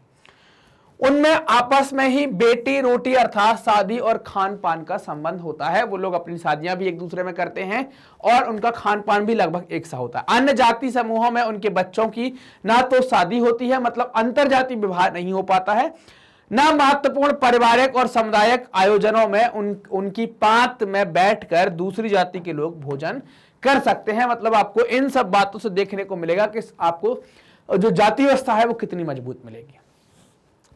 वर्ण व्यवस्था जो है वो अन्य जाति समूहों से भेदभाव और उन्हें अपने से अलग मानने की धारणा पर आधारित है। इसमें अंतज जातियों के साथ छुआछूत का व्यवहार किया जाता है। 4 आप व्यवस्थाएं देखेंगे जिसमें ब्राह्मण, क्षत्रिय, वैश्य और शूद्र देखने को मिलेगा। अब आपके दिमाग में एक सवाल आएगा कि सर ये छुआछूत वाली जो बात है वो कैसे आ गई, है ना, जिसको आप अनटचेबिलिटी कहते हैं, ये सर समाज में कैसे आई, जरा एक बार आप हमको बता दीजिए, है ना। तो आपकी डिमांड पर मैं बता देता हूं कि छुआछूत कैसे आती है। तो आपको फिर से वर्ण व्यवस्था को समझना पड़ेगा। एक बार फिर लिखूंगा मैं वर्ण व्यवस्था को, और आप वर्ण व्यवस्था में 4 वर्णों को मैं लिख लूंगा, ब्राह्मण, क्षत्रिय, वैश्य और शूद्र। ये 4 वर्णों को मैं लिख लूंगा। और जैसे ही मैं इन 4 वर्णों को लिखता हूं तो आप पाएंगे, और मैं आपको बताऊंगा कि ये चारों वर्ण जो हैं इनमें पहले छुआछूत नहीं थी। प्राचीन काल में इनमें किसी प्रकार की छुआछूत नहीं थी। मैं क्रॉस लगा दे रहा हूं, इसका मतलब क्या है, छुआछूत का चलन नहीं था। अगर चारों वर्णों की बात करें तो हमने अभी बात करी है कि ब्राह्मण का मतलब क्या है, शिक्षा और धर्म का काम इनके पास होगा। जो भी व्यक्ति शिक्षा और धर्म का काम कर सकता है उसको आप ब्राह्मण कहते हैं। आपने कई बार सुना होगा कि यार वो तो बड़ा पंडित आदमी है। पंडित का मतलब क्या है कि वो विद्वान है, प्रकांड पंडित मतलब बहुत विद्वान है। अगर हम क्षत्रिय की बात करें तो आप क्षत्रिय को पाएंगे कि ये क्या करेगा, शासन का काम करेगा, इसके द्वारा शासन चलाने का काम किया जाएगा, और सुरक्षा काम, अपने समाज की सुरक्षा करनी है, ये काम भी इसका होगा। मतलब जो भी फाइट वाले मूवमेंट है, फाइटर वाले जिसको आप सैनिक कहेंगे, वो सारे क्षत्रिय वर्ग में चले जाएंगे। वैश्य की अगर आप बात करते हैं तो वैश्य की कैटेगरी में कौन आ जाएगा, तो वैश्य की कैटेगरी में सारे व्यापारी वर्ग जो है वो वैश्य की कैटेगरी में आ जाएंगे। शूद्र में कौन होगा, जो भी सेवा करने वाले लोग हैं वो शूद्र में आ जाएंगे। दिक्कत क्या आएगी, जो अस्पृश्यता है, छुआछूत है, वो किसके साथ होना स्टार्ट हो जाएगी, तो आप छुआछूत देखेंगे कि आपको इस वर्ग के साथ देखने को मिलेगी जिसको आप शूद्र कहते हैं। बाकी के साथ नहीं है, क्योंकि सेवा वाला काम है जो कई प्रकार का आपको सेवा का काम देखने को मिलेगा। एक सेवा सफाई वाली भी सेवा होती है और एक आपके घर में भी काम होता है। अगर मैं बात करूं सफाई में कि आपको घर का कचरा उठा देना, मैला उठा देना, जो गंदगी उठाते हैं, मोहल्ले में झाड़ू लगा देना, चमड़े का काम कर देना, कपड़े धुलने का काम कर देना, एक सेवा ये भी होती है। चूंकि आपको सारी सेवाएं मिल रही हैं, आपको चमड़े का जूता मिल जाता है, कपड़े धुले मिल जाते हैं, कचरा साफ हो जाता है, मैला साफ हो जाता है, झाड़ू लग जाती है, एक सेवा ये हो गई। एक सेवा आप देखते होंगे कि मतलब 2 प्रकार की सेवाएं मैं कह सकता हूं कि ये वाली सेवाएं जो आप देख रहे हैं ये सेवा में आपको टच करने की जरूरत नहीं है। आपको ऐसा नहीं है कि पहले गले लगाए, बोले आओ गले मिलते हैं, फिर चलते हैं नाली साफ करने, ऐसा नहीं है। आपको मतलब छूने की जरूरत नहीं है, बिना छुए भी काम हो सकता है। आए बोले सर साफ कर दे, कर दिया, चले गए, टच करने की जरूरत। लेकिन एक सेवा ऐसी है जिसमें टच करने की जरूरत है, आपको छूने की जरूरत है। जैसे आप देखें नाई का काम देखें, जैसे आपके यहां पर खाना बनाने वाले काम देखें, जैसे आपके यहां पर पानी भरने वाले काम देखें, क्या इनके साथ छुआछूत कर पाओगे? अगर इनके साथ छुआछूत कर दी, बाल कौन काटेगा, खाना कौन बनाएगा, पानी कौन भरेगा, आपके घर में साफ सफाई का काम कौन करेगा? अगर इनके साथ छुआछूत हो गई तो दिक्कत है। अब इनके साथ छुआछूत पहले तो नहीं थी, क्योंकि आप कह रहे हैं, आपने बताया है कि पहले जो शूद्र थे इनके साथ किसी के साथ छुआछूत नहीं थी। क्यों नहीं थी? छुआछूत का मतलब क्या है? अगर मैं आपको एक सिंपल उदाहरण देकर बताऊं, आप सब लोग घर में नहाते धोते होंगे, कई बार आप लोगों ने अपना वॉशरूम भी साफ किया होगा। तो क्या करते हैं कि साफ करते करते वॉशरूम साफ किया और साफ करते करते हाथ ऐसे ऐसे पहुंचे और रोटी बनाने पहुंच जाते हैं क्या, कि रोटी खाने पहुंच जाते हैं, खाना खाते हैं क्या? नहीं, आप क्या करते हैं, आपने वॉशरूम साफ किया। और कब साफ करते हैं? जब मन किया तब कर देते हैं कि वो वॉशरूम साफ किया, उसके बाद नहाते हैं। क्यों नहाते हैं? क्योंकि अस्पृश्यता में नहाने वाली बात भी आ जाती है।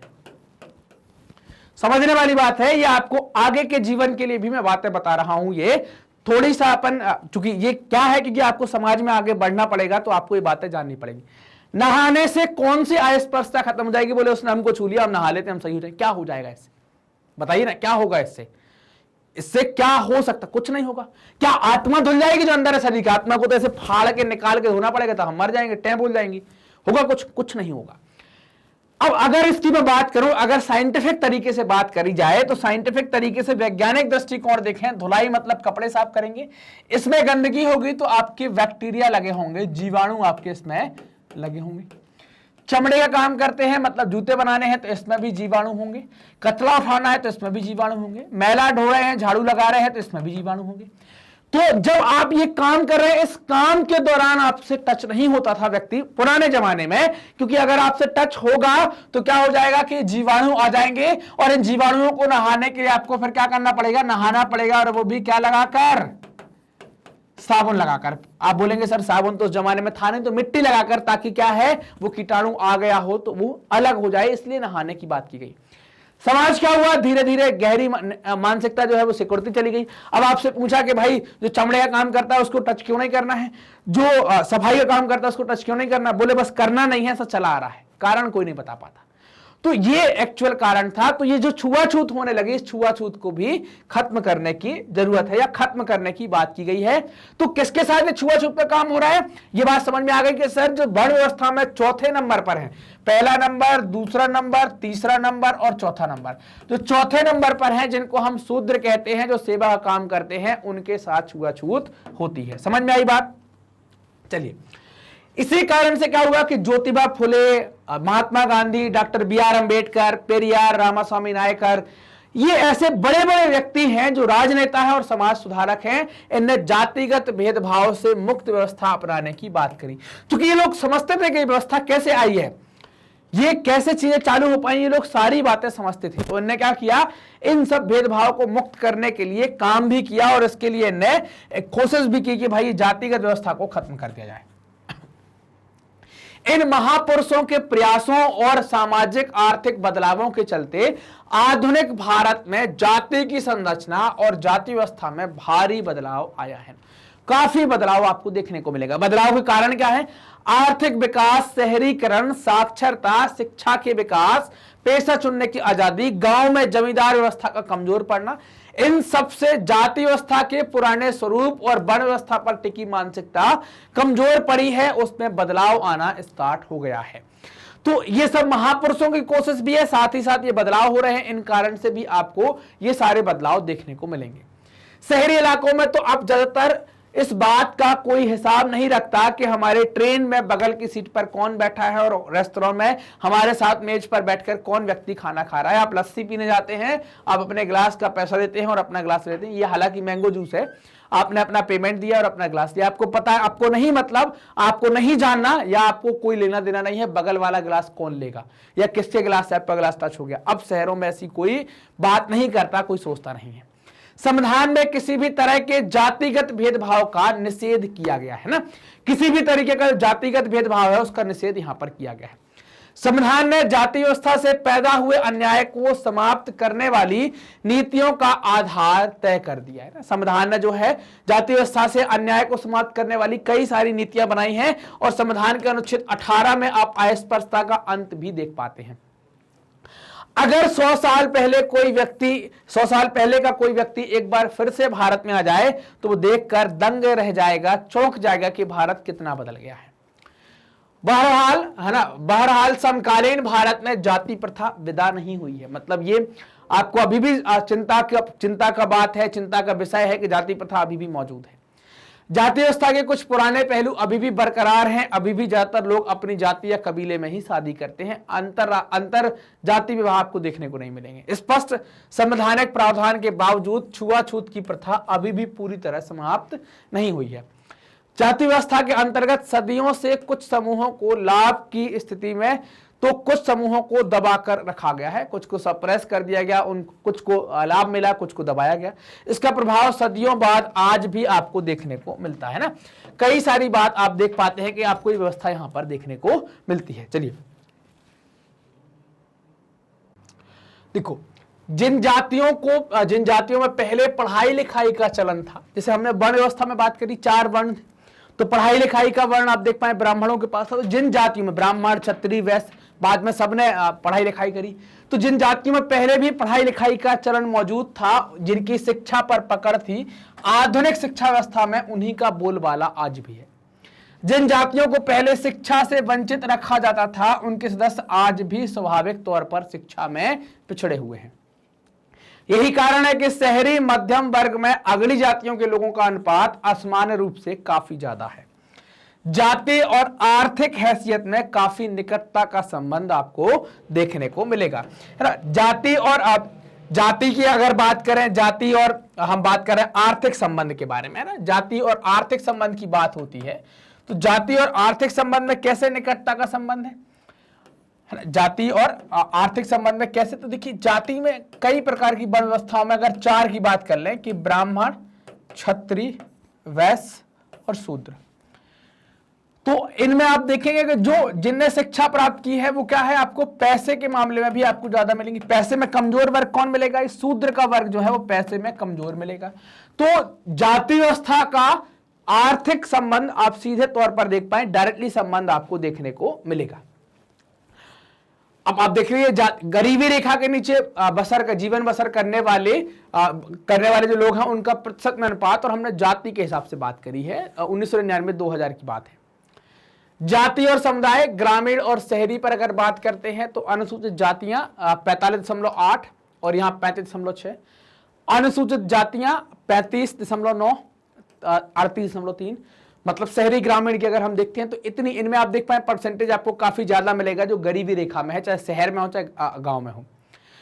पिछड़ी जातियों में अगर आप देखें तो गांव में 27%, शहर में 29, 29.5% आपको पिछड़ी देखने को मिलेंगी।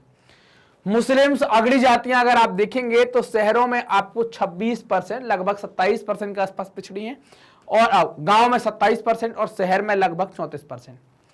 हिंदुओं की अगर बात करें, हिंदू अगड़ी जातियां तो 11.7% जो लोग हैं वो ग्रामीण में पिछड़े हैं, और 9.9 लोग शहर में आपको पिछड़े हुए देखने को मिलेंगे।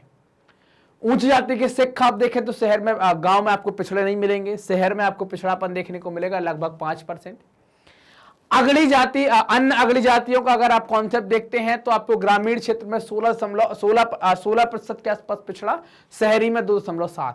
सभी का ओवरऑल आप निकालते हैं तो 27% पिछड़ापन आपको ग्रामीण क्षेत्र में देखने को मिलता है और 23% आपको शहरी क्षेत्र में, लगभग बराबर है दोनों जगह।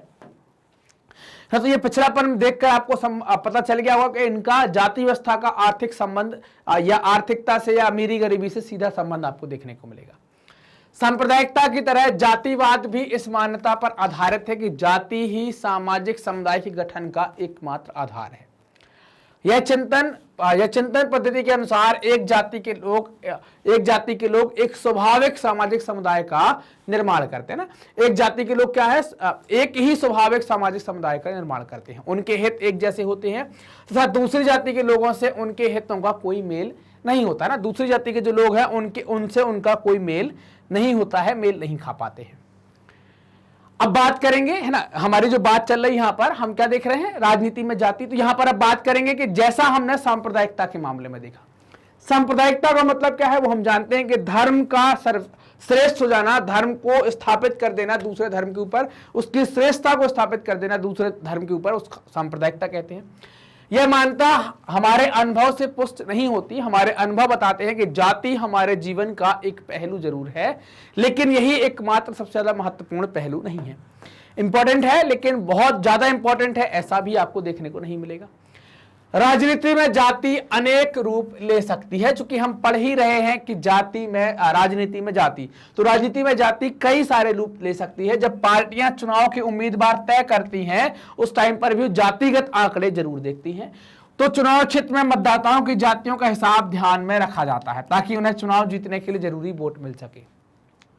जब सरकार का गठन होता है तो राजनीतिक दल इस बात का ध्यान रखते हैं कि उसमें विभिन्न जातियों और कबीलों के लोगों को उचित जगह दी जाए, है ना। तो ये बिल्कुल ध्यान रखा जाता है कि कबीले के लोगों को या जो उनकी जो विभिन्न जातियां हैं उनके लोगों को उचित स्थान यहां पर या उचित जगह यहां पर दी जाए। राजनीतिक पार्टियां और उम्मीदवार समर्थन हासिल करने के लिए जातिगत भावनाओं को उकसाते हैं ना। क्या करती हैं पार्टियां के समर्थन इकट्ठा करने के लिए कि एक जाति का वोट पूरा हमको मिल जाए या अधिकतम मिल जाए, इसके लिए जातिगत भावनाओं को उठाती हैं। कुछ दलों को तो कुछ जातियों के मददगार और प्रतिनिधि के रूप में ही देखा जाता है। कई सारी पार्टियां हैं जिनका वोट बैंक आप समझते हैं कि ये वाली पार्टी है। सार्वभौम वयस्क मताधिकार अगर आप देखते हैं तो इसमें देखें एक व्यक्ति एक वोट, है ना, एक व्यक्ति एक वोट डाल सकता है। इस व्यवस्था ने राजनीतिक दलों को विवश किया है कि वो राजनीतिक समर्थन पाने और लोगों को गोलबंद करने के लिए सक्रिय हों। इसमें उन जातियों के लोगों में नई चेतना पैदा हुई है जिन्हें अभी छोटा और नीचा माना जा रहा था या एकदम निचला माना जा रहा था, उनमें भी नई चेतना आ जाती है। राजनीति में जाति पर जोर देने के कारण कई बार यह धारणा बन जाती है, कई बार ऐसा लगने लगता है कि चुनाव जातियों का खेल हो जाता है। चुनाव जो है वो क्या है, जातियों का खेल है और कुछ नहीं है। क्या यह बात सच नहीं है, मतलब उतनी सच नहीं है जितनी आपको लगती है पढ़ने पर। हम कुछ चीजों पर गौर करते हैं कि देश की किसी भी संसदीय चुनाव क्षेत्र में एक जाति के लोगों का बहुमत आपको देखने को नहीं मिलेगा।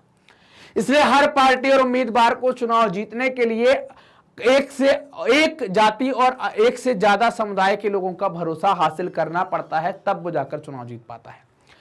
कोई भी पार्टी किसी एक जाति या समुदाय के सभी लोगों का वोट हासिल नहीं कर सकती।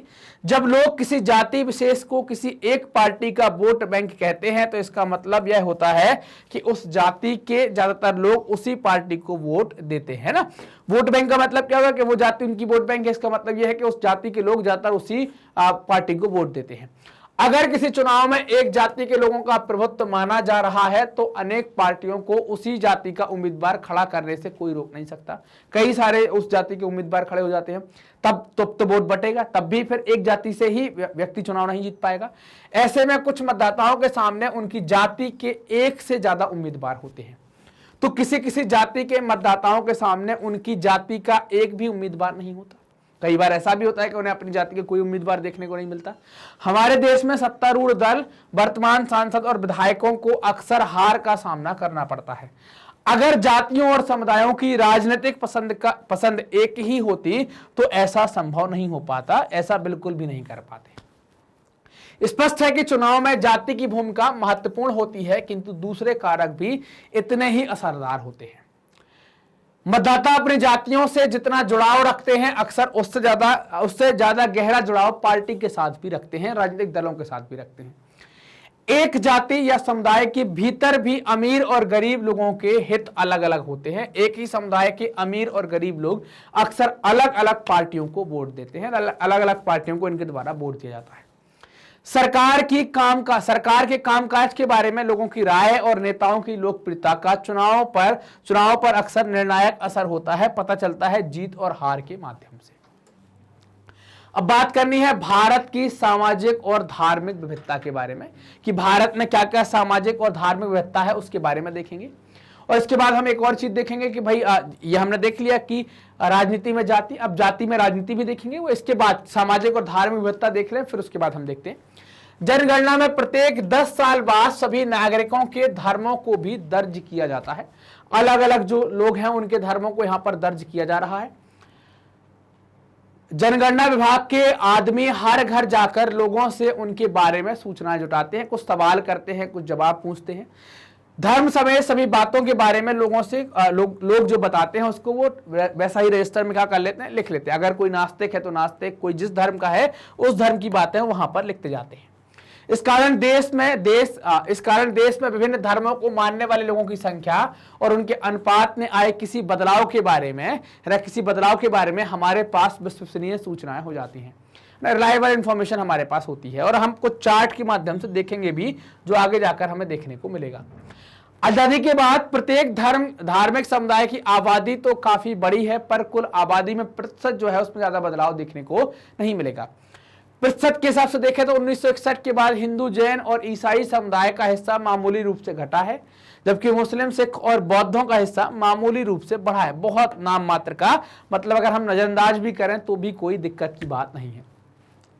एक आम लेकिन भ्रांत धारणा यह है कि देश की आबादी में मुसलमानों का प्रतिशत इतना बढ़ गया है कि दूसरे धार्मिक समुदायों से पीछे रह गए हैं।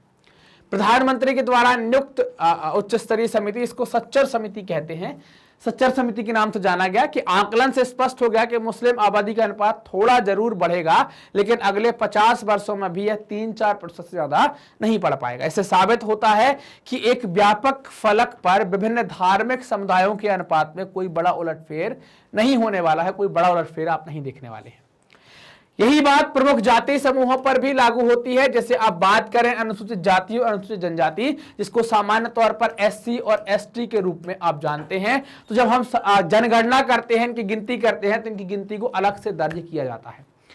इन दोनों बड़े समूहों में ऐसी सैकड़ों जातियां और आदिवासी समूह शामिल हैं जिनके नाम सरकारी अनुसूची में दर्ज है ना, जिनका नाम सरकारी अनुसूची में दर्ज है। ऐसे कई सारे लोग आपको, है ना, जो बड़े नाम है वो आपको क्या देखने को मिलेंगे कि इनको अनुसूची क्यों कहते हैं, क्योंकि इनके जो जातियां हैं, मतलब जो भी जाति हैं, जो जनजाति हैं, इनके नाम अनुसूची में दर्ज है। इस कारण से इनको क्या कहते हैं, अनुसूचित जनजाति कहते हैं। इसी के चलते इनके आगे क्या लगा देते हैं, अनुसूचित शब्द का उपयोग किया जाता है, अनुसूचित शब्द लगाया जाता है। अनुसूचित अनुसूचित जातियां, है ना, अनुसूचित जाति, इसको शेड्यूल कास्ट कहते हैं, जिन्हें सामान्य तौर पर दलित कहा जा रहा है। अनुसूचित जाति का मतलब क्या है, सामान्यतः वे हिंदू जाति के अंतर्गत आती हैं, जिन्हें हिंदू सामाजिक व्यवस्था में अछूत माना जाता था, इनके साथ छुआछूत का व्यवहार होता था। इन जातियों के साथ भेदभाव किया जाता था और इन्हें तिरस्कार की दृष्टि से भी देखा गया, जिनको आप दलित कहेंगे या अनुसूचित जाति कहेंगे। अनुसूचित जनजाति में, जिन्हें आमतौर पर आदिवासी कहा जाता है, वे समुदाय शामिल हैं जो अमूमन पहाड़ी और जंगली इलाकों में रहते हैं और जिनका बाकी समाज से ज्यादा मेल जोल नहीं था, ना, जिनका बाकी समाज से आपको ज्यादा मेल जोल देखने को नहीं मिलेगा। 2011 में देश की आबादी में अनुसूचित जातियों का हिस्सा, है ना, अनुसूचित जातियों का हिस्सा आप 16.6% और अनुसूचित जनजातियों का हिस्सा सिर्फ 8.6% आप देख पाएंगे, 8.6% आप देख पाएंगे। जनगणना में अभी तक पिछड़ी जातियों की गिनती नहीं की गई और हमने क्लास 9th में भी इसके बारे में पढ़ा है। पूरे देश में इनकी आबादी कितनी है, इस बात को लेकर स्पष्ट अनुमान नहीं है, लेकिन जो राष्ट्रीय नमूना सर्वेक्षण है, नेशनल सैंपल ऑफ सर्वे है, उसने 2004-5 का अनुमान है कि इनकी आबादी करीब 41% है। इस प्रकार मुल्क की आबादी में अनुसूचित जातियों, अनुसूचित जनजातियों और अन्य पिछड़ी जातियों का हिस्सा लगभग 2/3 तथा हिंदुओं की आबादी का लगभग 3/4 आपको देखने को मिलता है। या पाई चार्ट के माध्यम से देख सकते हैं।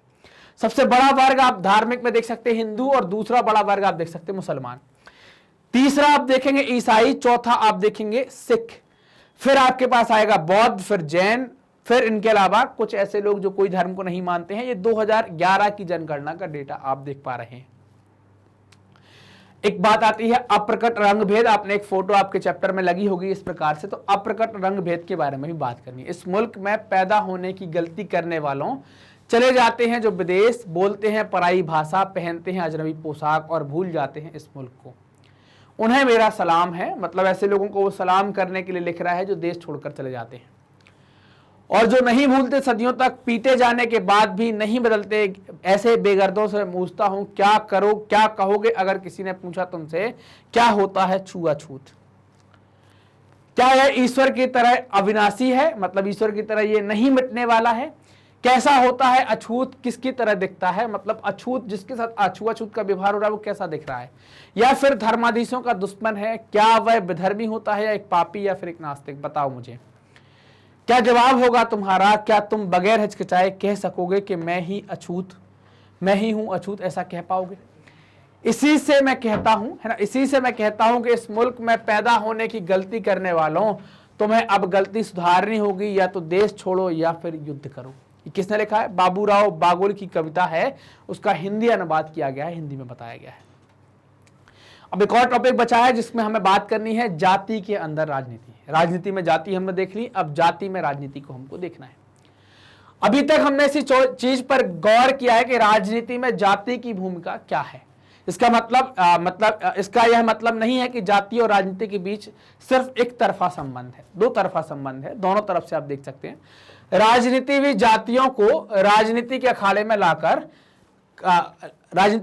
लाकर जाति व्यवस्था और जातिगत पहचान को प्रभावित करती है। इस तरह सिर्फ राजनीति ही जातिग्रस्त नहीं होती, जाति भी राजनीतिग्रस्त होती है ना। केवल राजनीति जातिग्रस्त नहीं है, जाति भी राजनीतिग्रस्त है। यही चीज अनेक रूप ले लेती है। जो राजनीति की बात कर रहे हैं, कई सारे रूप लेती है। हर जाति खुद को बड़ा बनाना चाहती, ऐसी कोई कास्ट नहीं है जो अपने आप को बड़ा नहीं बनाना चाहती है, हर जाति बड़ा बनाना चाहती है। पहले वह अपने समूह की जिन उपजातियों को छोटा या नीचा बताकर अपने से बाहर रखना चाहती थी, अब बड़ा बताना है तो अपना वर्ग बड़ा करना पड़ेगा, तो सबको साथ में लाने की कोशिश करती है। क्योंकि एक जाति अपने दम पर सत्ता पर कब्जा नहीं कर सकती, इसलिए वह क्या करती है, वह ज्यादा राजनीतिक ताकत पाने के लिए दूसरी जातियों या समुदायों को अपने साथ लाने की कोशिश करती है।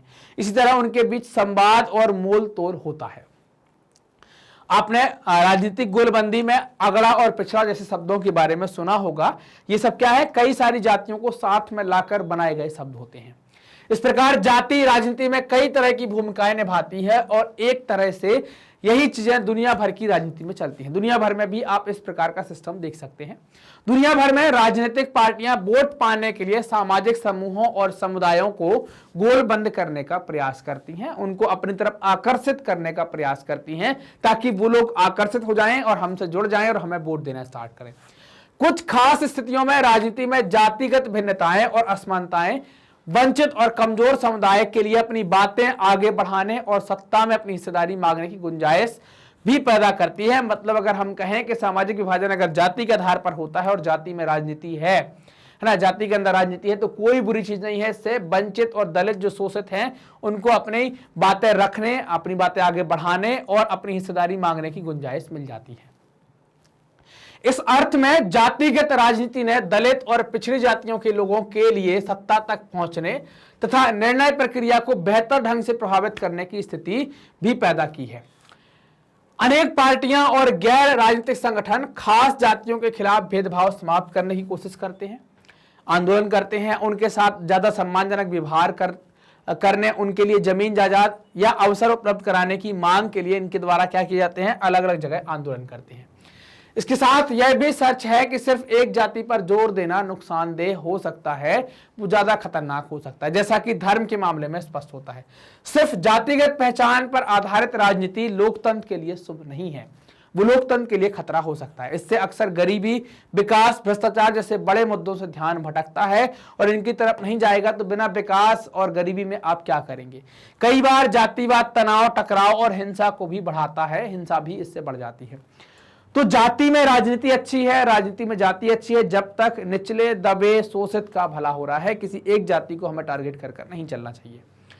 ये हमने अपने चैप्टर का कंप्लीट चैप्टर रिवीजन यहां पर पूरा कर लिया, हमारा चैप्टर कंप्लीट हो जाता है।